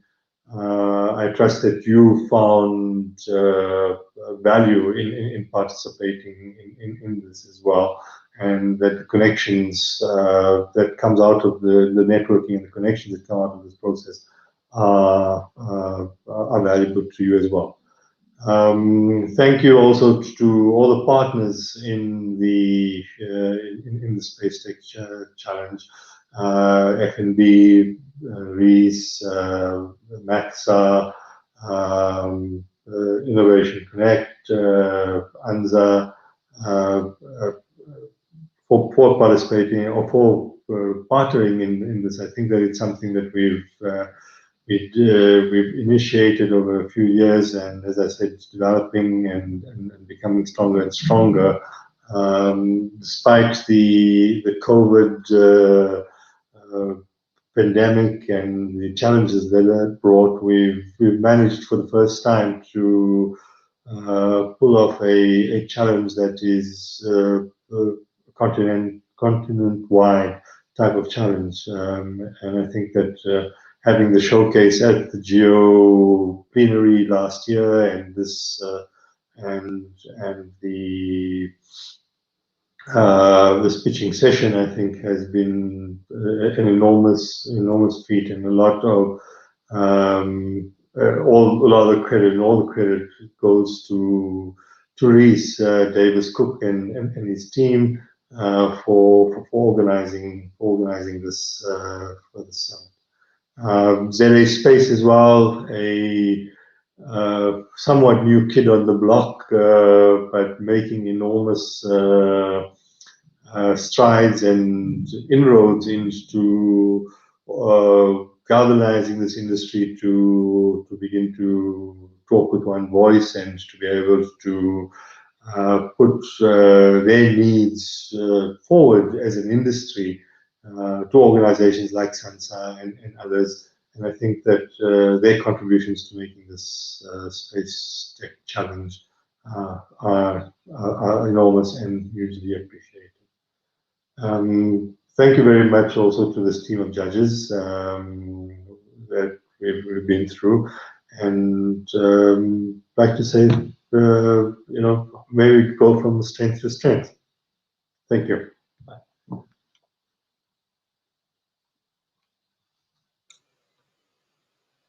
Thank you very much. And with that, the session draws to a close. Thank you very much to our audience. And I'll just also like to highlight that the recording of this will be on YouTube, so everyone is more than welcome to rewatch as many times as they would like. And all the best going forward. Thanks, everyone.